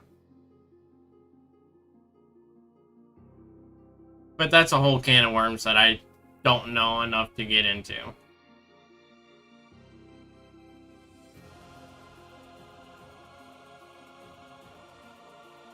More or less the same. More or less.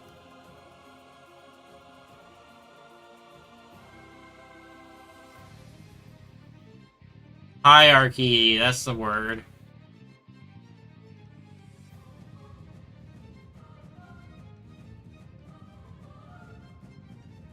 Oh, and to make things even more fun, you go from local to private laws, which are like the rules that each company or if people have like private property signs and stuff up, they have their own set of laws as well. So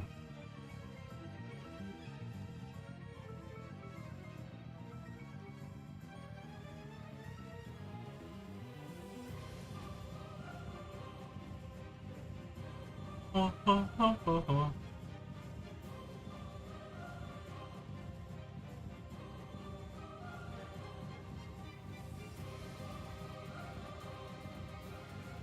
$11 minutes. Yeah, I'll probably be able to do one more sandwich.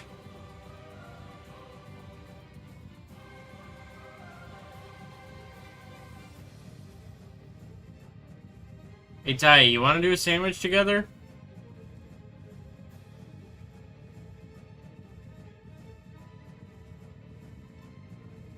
After this one's done?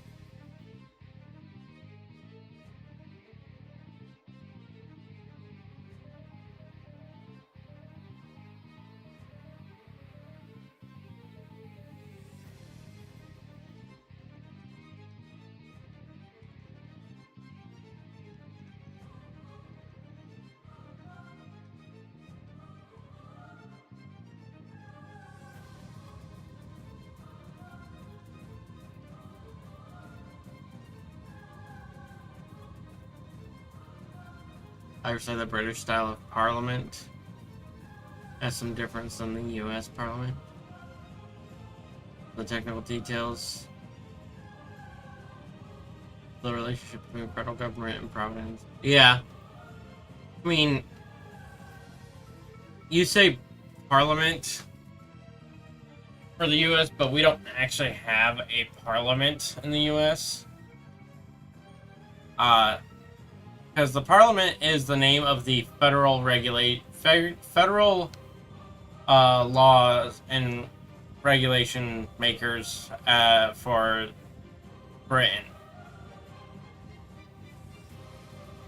In the US, we have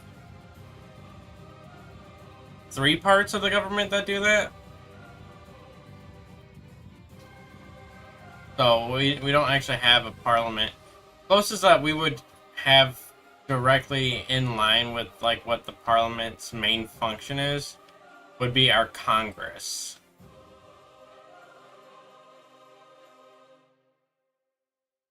You're too tired to play? That's fine.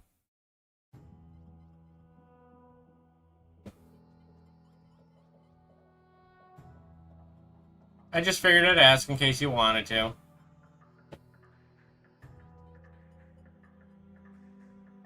I'm honestly half debating about ending stream early tonight.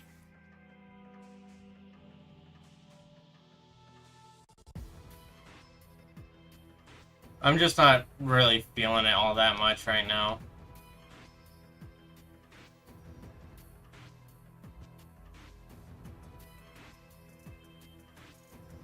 I'm feeling a little tired, I'm feeling a little sluggish.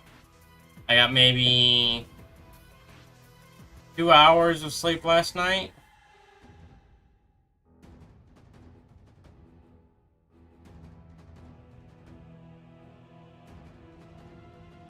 And then I had volunteered with kids this morning, so I had to worry about that.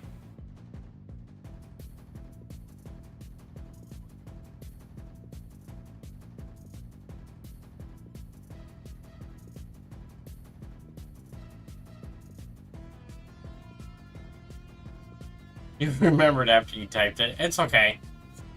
I think Parliament is the term for basically everywhere else. But you know, the US just has to be special and unique.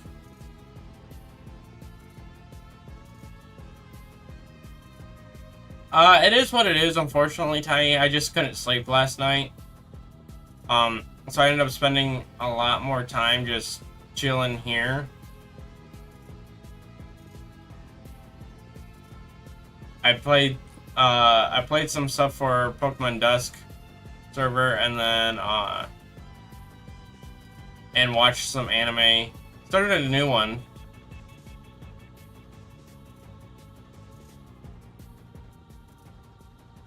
Although I guess it was more of starting the new one today than it was last night, but... No, I did start a new one last night as well, and I caught up on that one. It's a relatively newer one, so there's not that very many episodes out in the English dub. So...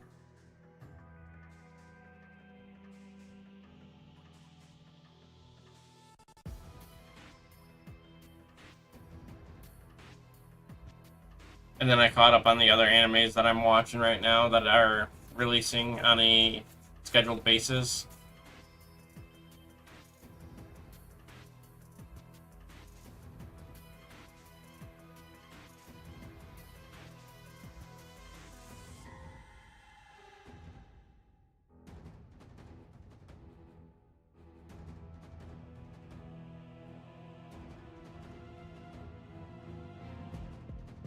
Stop spawning, you incessive snubble.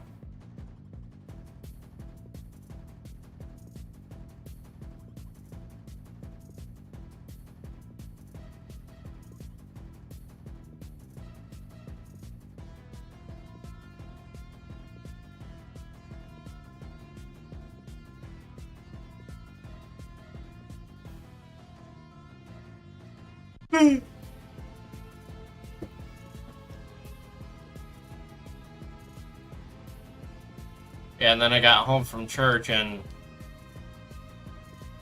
my sister needed my help with something in her room, so I helped take care of that.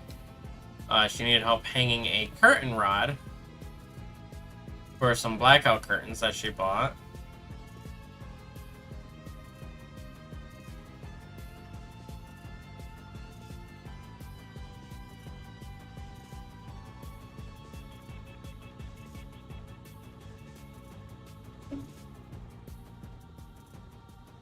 Then you and I helped each other out with some stuff, and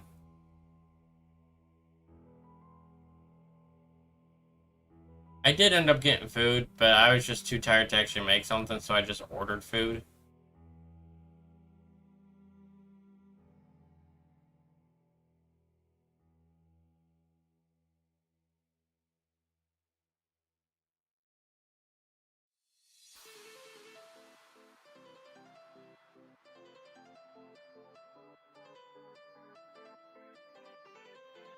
Which I will fully admit to was not the smartest financial move for me, but...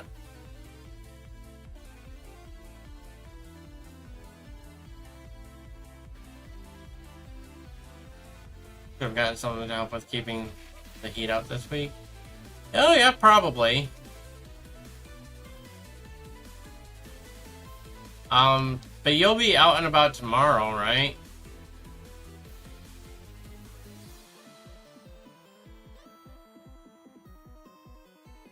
Gonna be extremely miserable for the next several days, starting tomorrow.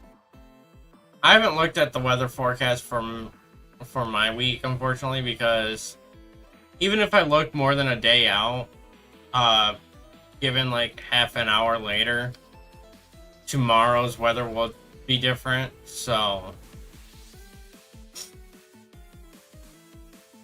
the wild and wacky. Another score bunny.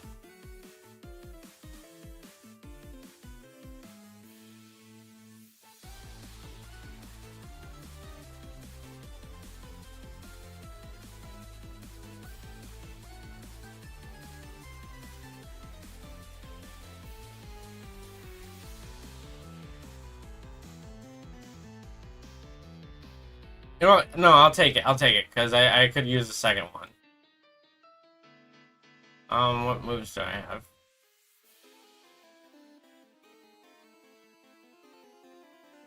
I'll just throw a Pokeball. Oh, it won't even let me throw a Pokeball. Okay. Temps won't be even dropping below 70 even overnight. Ooh.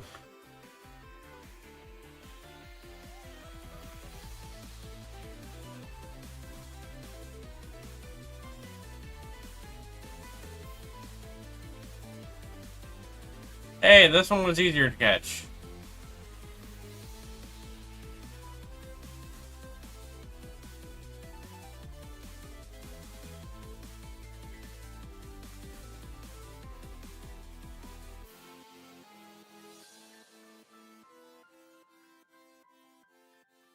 I'll call you Bugs.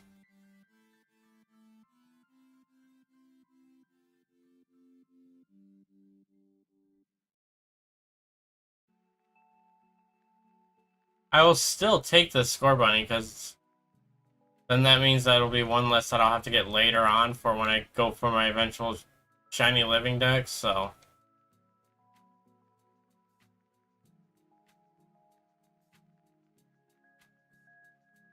Although I got a minute left on this.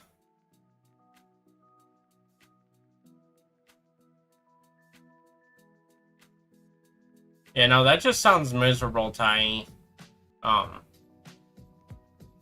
I definitely would not like that at all, those temps. 70 at night is just miserable temps for me as well.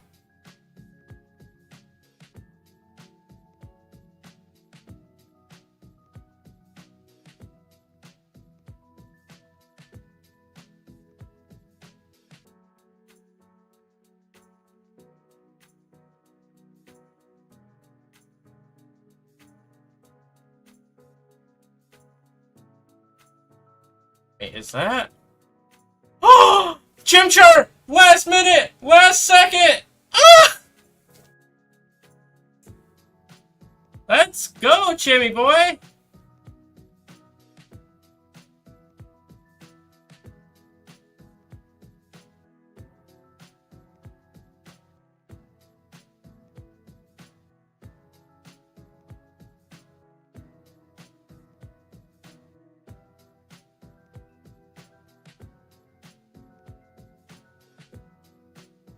Yeah, we tend to have similar forecasts, but with the lake, it tends to make things a little more, a little too variable.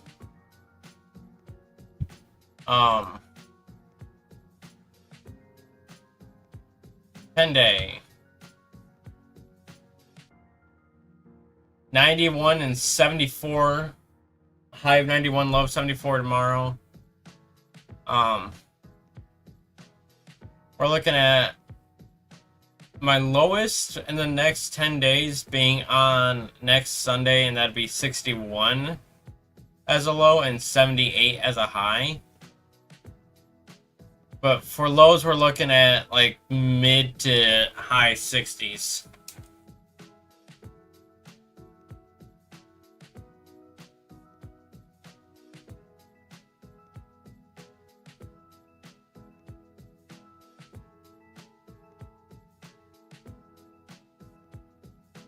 And I am officially timered out.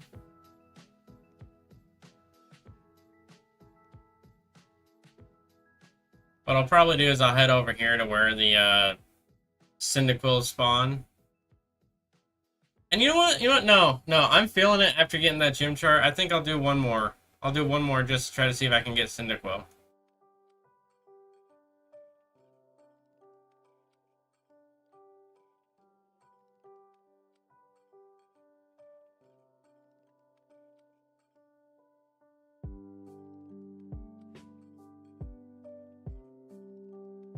We'll get rid of this guy.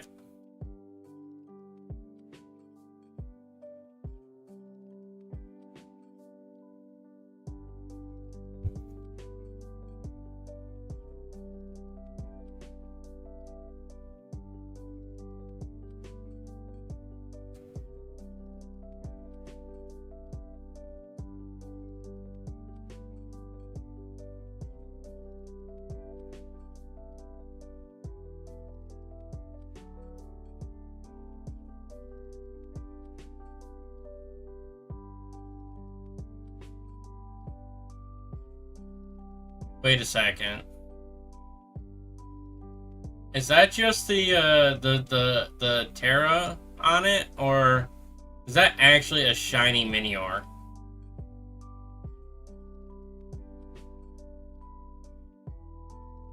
It was just the Terra on it. Okay.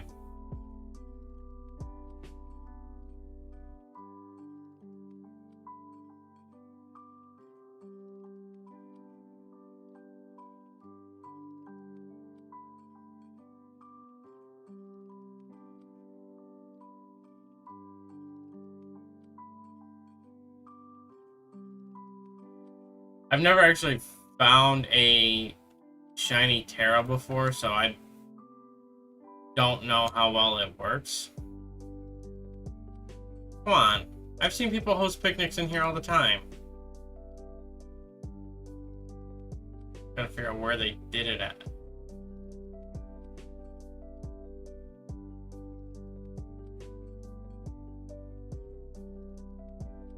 But I've seen people do picnic resets in here before.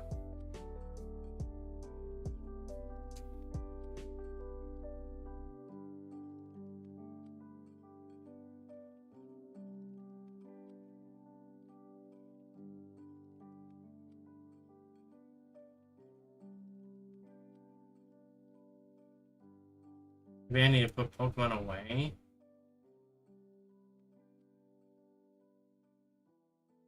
Hear me? Okay. I'm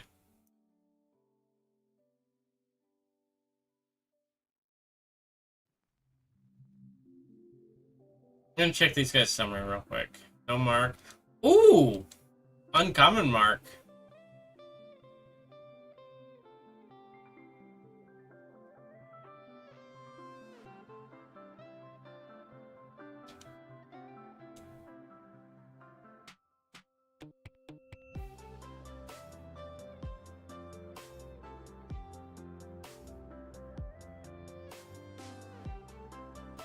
Alright, if that's what you want to play.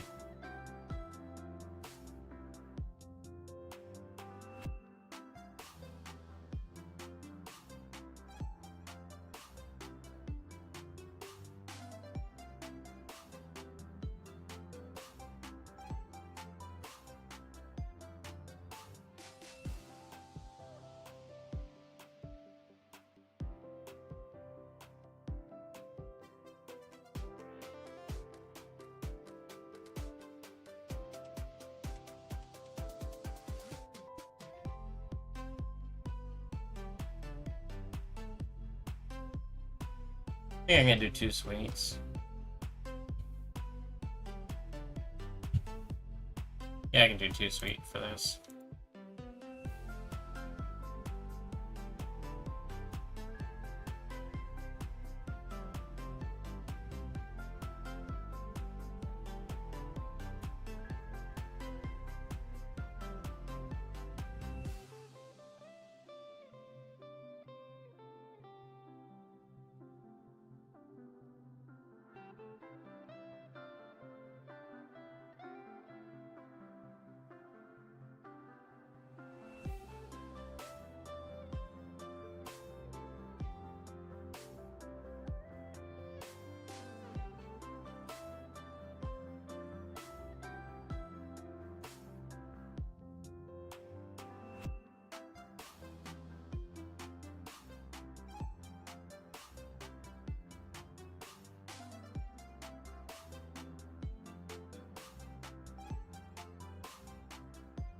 You look like you're about to fall, so I don't want to risk it.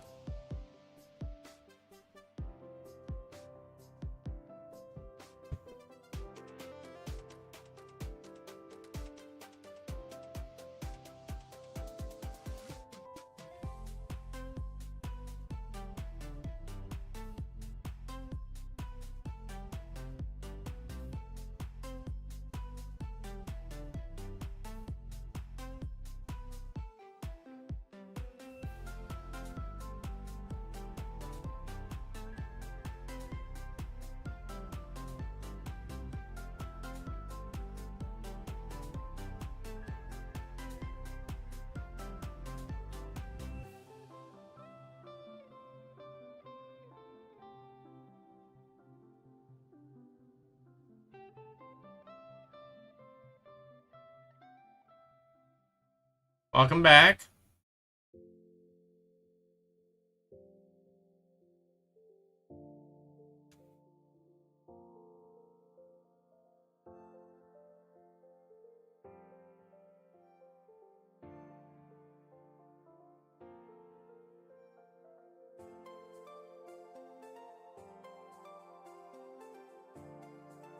I unfortunately do not know the best way to hunt these things, because apparently I can't picnic reset in here like I thought I could.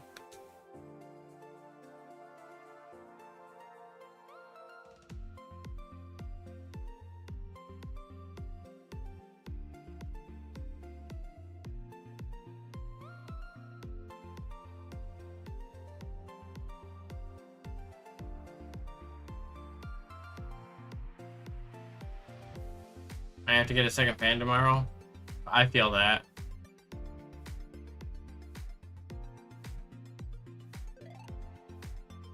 I actually use 2 fans while I'm sleeping.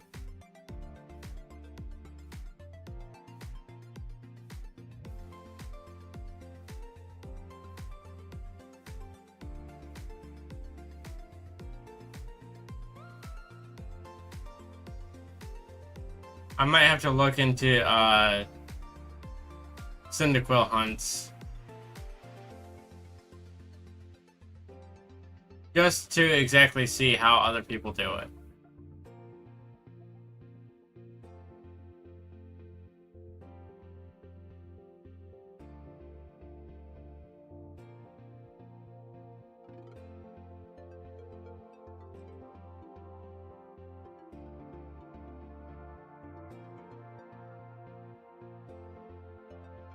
Yeah, but with the air moving, it still helps a little bit, so.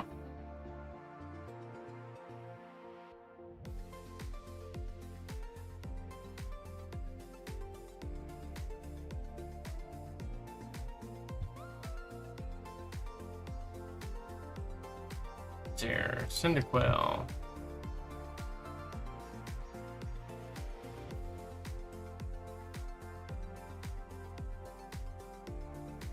A group is field.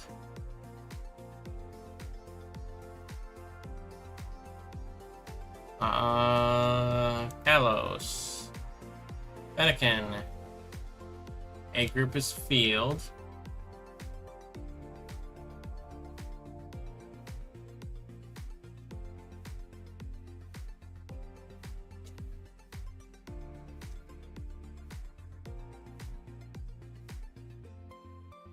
Isn't quite the same level of heat you experienced during the 2021 heat dome, though. What's a heat dome?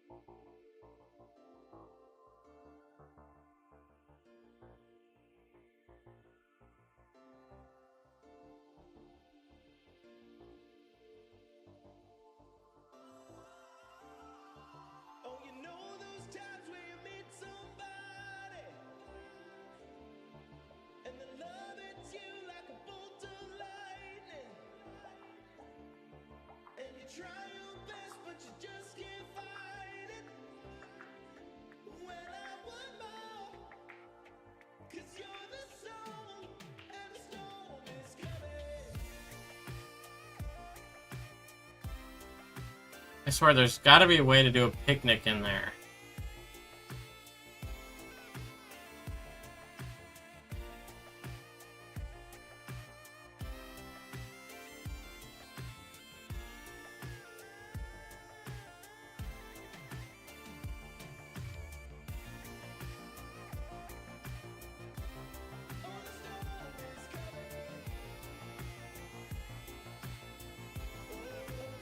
Extremely large high-pressure ridge that set up in June of 2021 and became stuck in an intense positive feedback called a blocking ridge.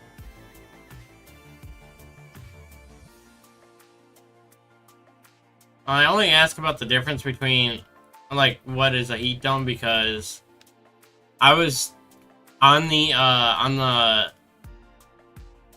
weather website that I use. It was saying that there's a difference between a heat dome and a heat wave. I just didn't click on it.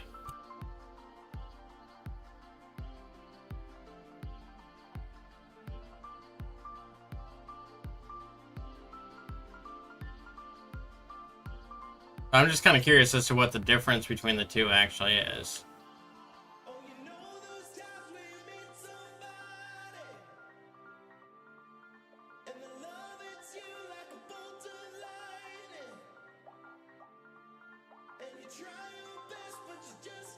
Heat dome is longer lasting and more intense. I suppose that's fair.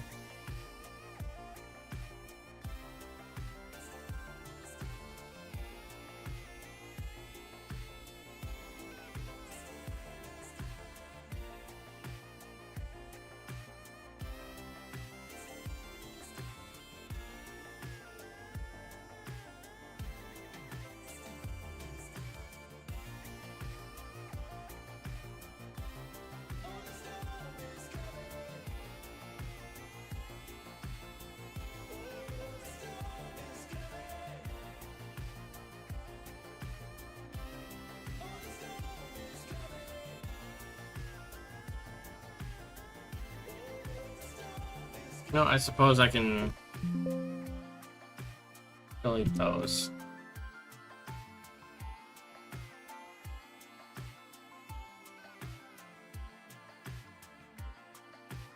A heat dome, meanwhile, is a specific weather phenomenon as discussed above. It involves a high pressure system lingering over a set region and trapping hot air. It can, in some cases, cause more intense and longer lasting heat compared to regular heat waves. Okay, so like while a heat wave just kind of flows through and is gone within like a day, a heat dome might sit around for like a week.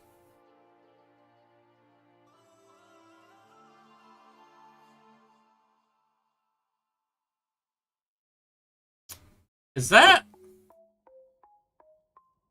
Dude, you're not even boosted!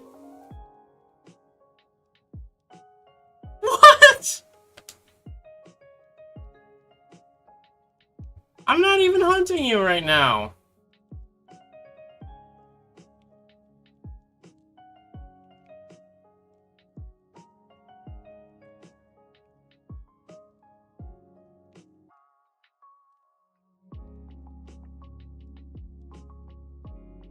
What, you think I want to notice you over there, dude?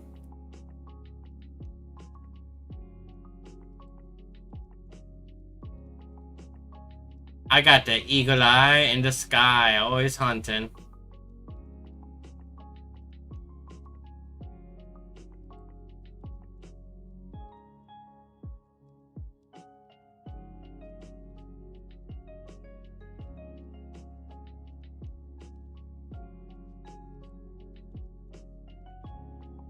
Heat domes tend to last longer and become entrenched, and it takes a really strong weather system to get the ridge to break down. So I take it these heat domes don't actually happen that often, but when they do, they're insufferable.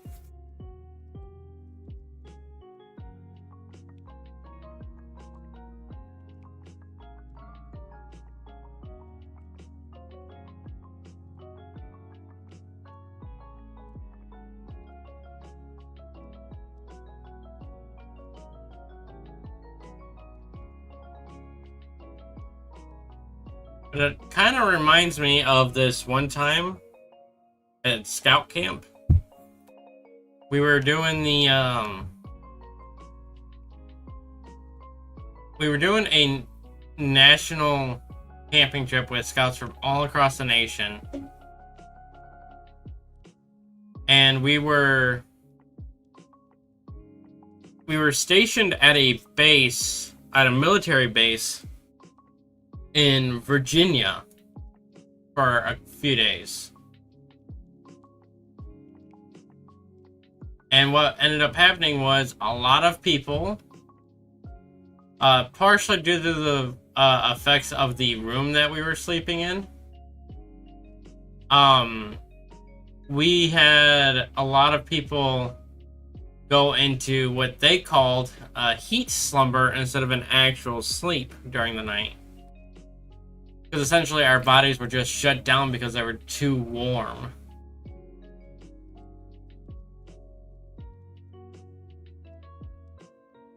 The interior of British Columbia. In British Columbia, where you were, Vancouver's usual June high is about 72 and hit 106 at its peak. Dang! The interior of British Columbia got as hot as 120 before the town of Lillooet had a wildfire decimated. Oh yeah, I remember about the wildfire, about the Canadian wildfires happening a few years ago. I kind of forgot about those.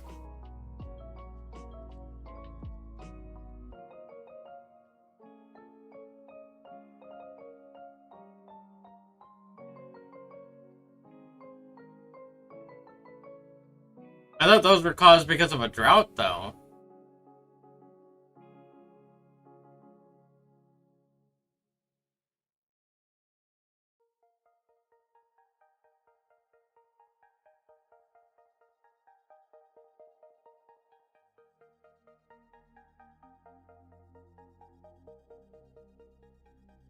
Absolutely dreadful because you had no AC. Oh, I feel that. I feel that to a good degree.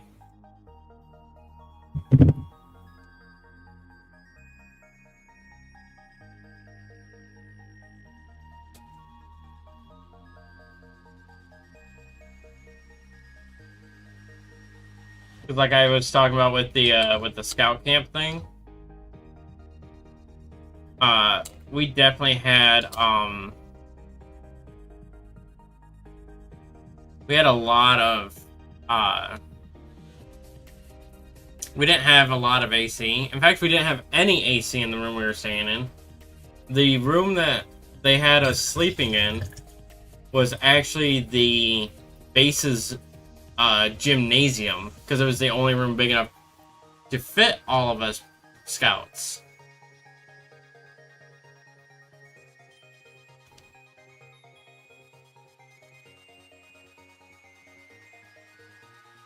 And they don't have a whole lot of AC pumping into that room, so it wasn't until 3 days into that trip that they decided, that they realized what exactly was happening. It was like, oh, we gotta get these kids into some air conditioning. So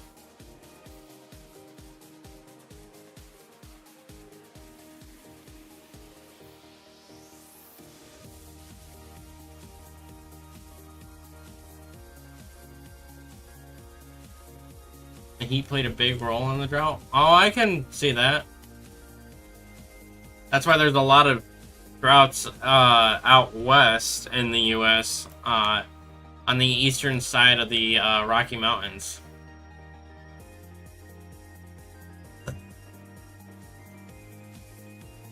So we kind of had our own little kind of heat dome kind of deal going on there, I guess you could say. That had to do mostly with the number of bodies that was in there.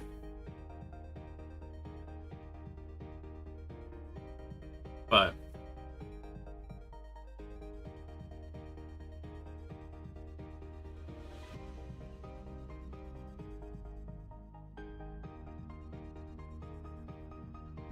West Coast tends to be much drier than the East Coast, generally speaking. Yeah, well, West Coast, America, you have the Rocky Mountains right there. Although I guess the Rocky Mountains do go up into, Canada as well.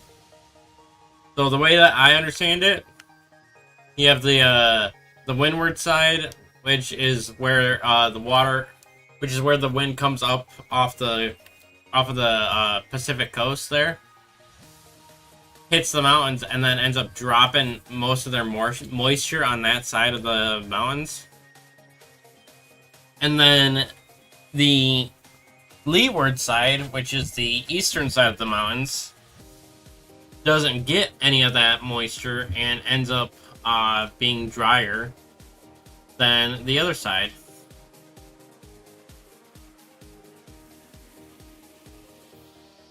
But I'm also talking specifically about right at the Rockies, and not just talking continental coasts.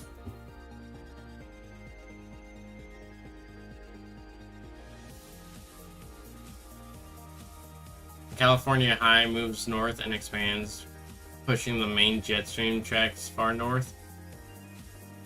I mean, fair. I gotta take my hat off.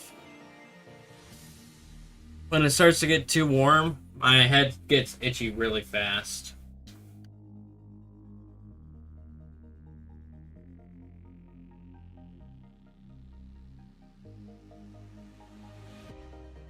There's a huge rain shadow influence to desert in much of the southwest U.S. Yeah, Arizona, Nevada, New Mexico, parts of Texas, Colorado, even Wyoming. They all tend to have they all have an impact from that rain shadow.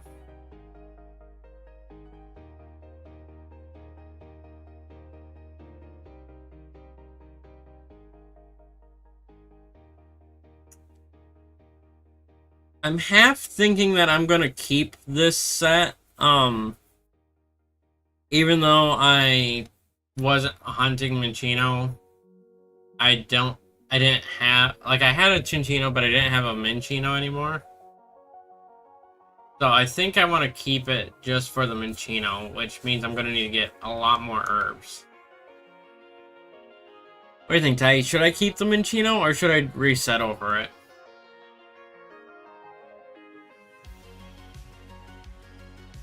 Vancouver is actually somewhat drought prone in the summer. I can kind of see that. Plus, I also trust you when it comes to climate information, so. Because you know more about that stuff than I do. All I know is weather makes weather move, and weather does funny things over time.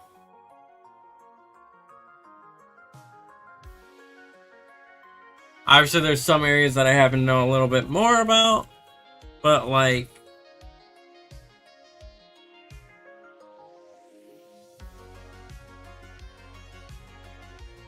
and with climate change, the summers have been getting drier to the point where they've seen a substantial dieback of the iconic western red cedars. Not the western red cedars. I've actually heard about those trees. I actually really want to go and see them. Because I hear those things are, like, big and round. You'll be going to bed here soon, unfortunately? Well, I'll be finishing up here once this sandwich is done. Which, unfortunately, will be, like, another 10 minutes, so. What do you think? If I don't get a Cyndaquil, should I reset over the Minchino?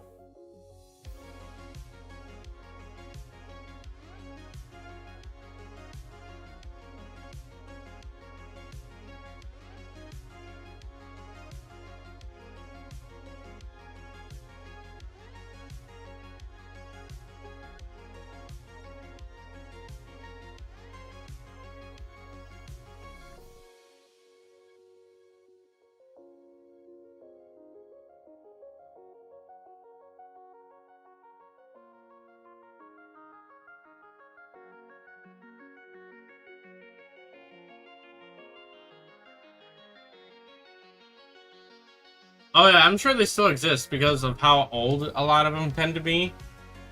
And how big they are. I'm sure it takes quite a bit to actually kill them. They just haven't been as prosperous.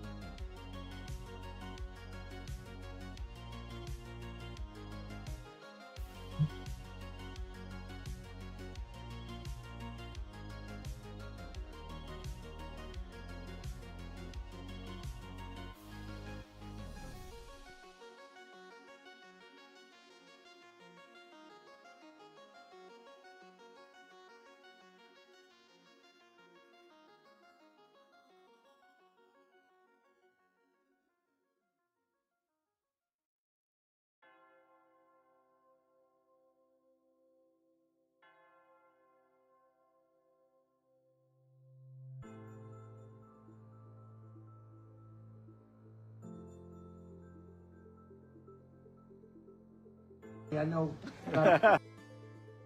Good site.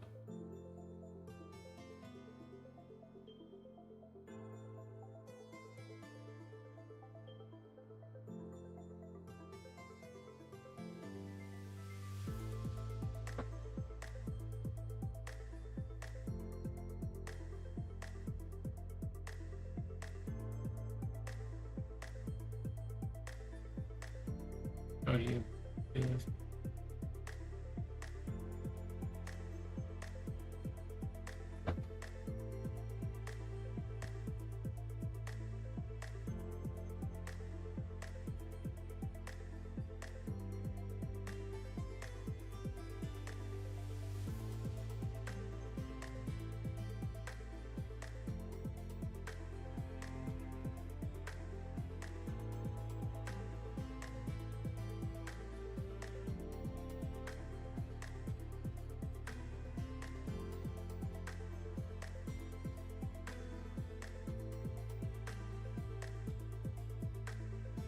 It is some attributions. Used with climate models and 2021 heat dome. Found that statistically speaking, the 2021 heat dome was a 1 in 1,000-year event.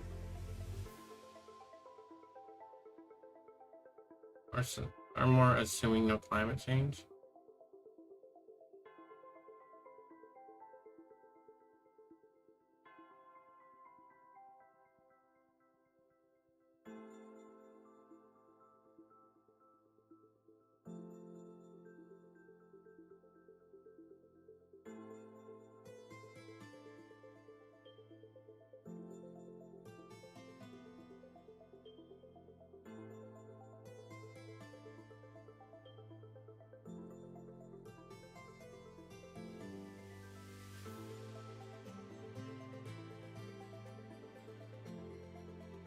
This is where it is. Okay.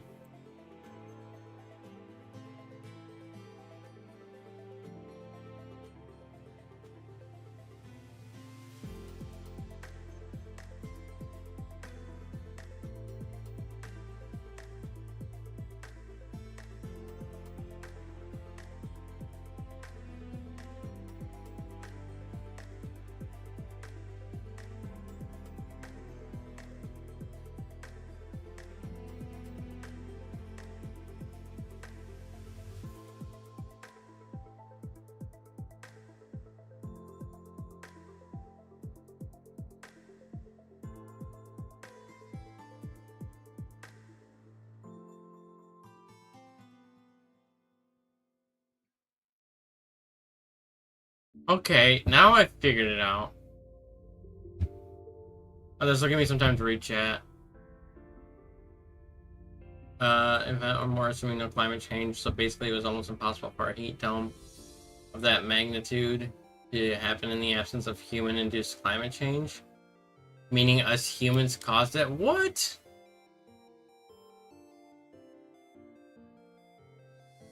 That's kind of messed up.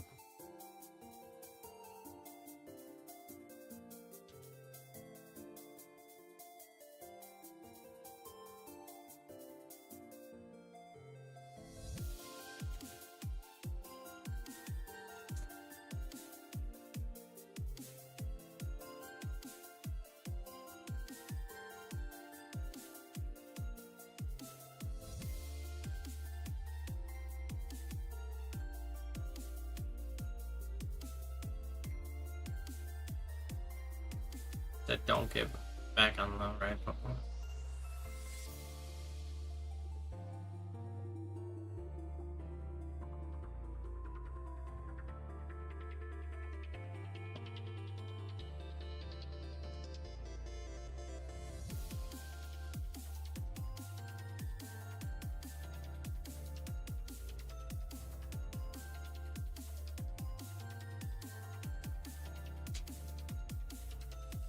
Yeah, that kind of sucks that that scientists connected human interference to that, but it is what it is, unfortunately. Let's change this to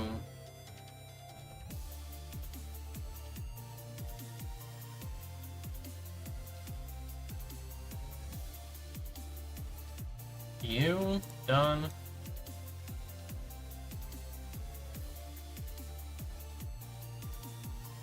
And we'll change you.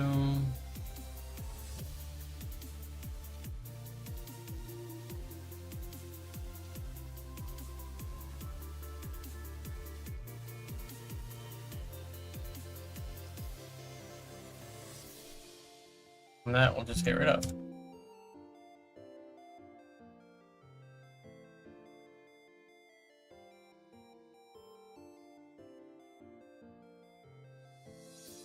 I gotta look up that way.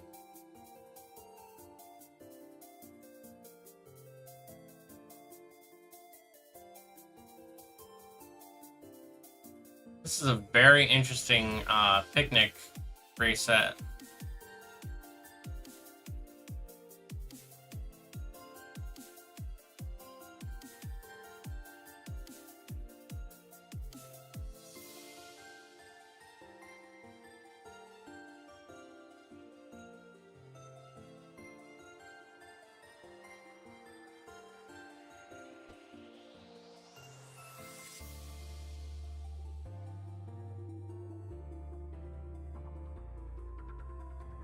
Our part is that we are on track. We're on track to study. Except for that sort of heat. Oh gosh, once every 5 years by 2100. That is no bueno.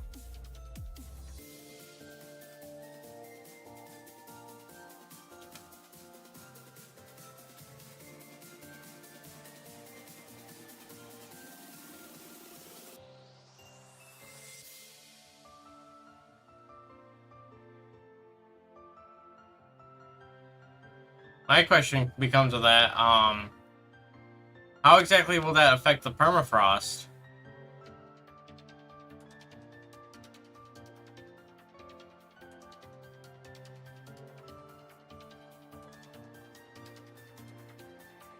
Like, I know it's called permafrost for a reason, but you add enough heat to it, wouldn't it eventually start to melt?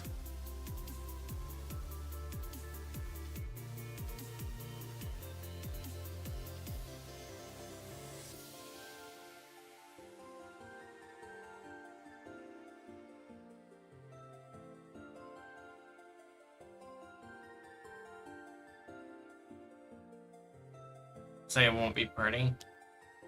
That's quite honestly a fair fair thing to say.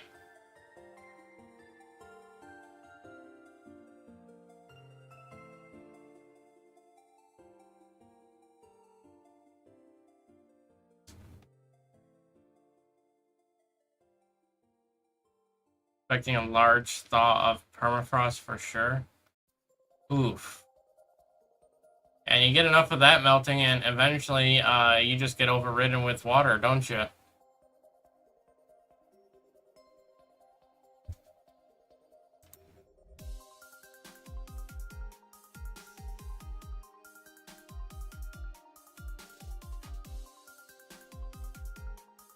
I think I know who I want to go. I think I know who I want to raid out to once we're done here.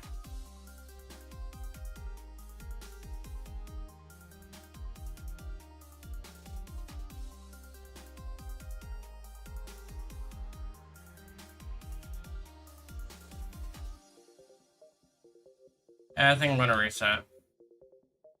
If this thing doesn't have a mark, I'm going to reset. No mark.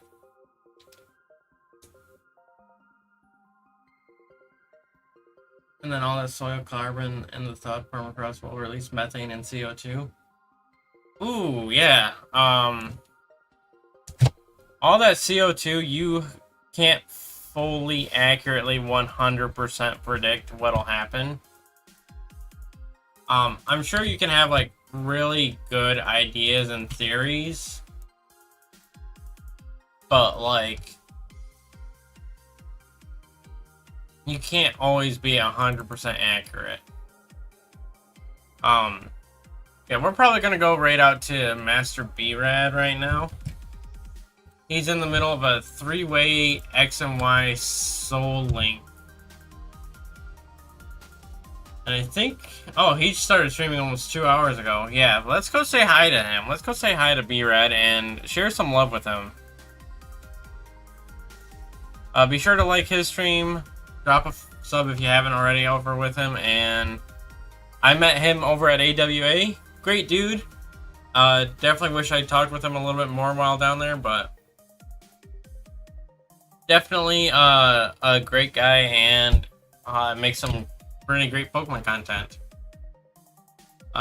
So until next time, take it easy, Garden Gang. Keep on growing.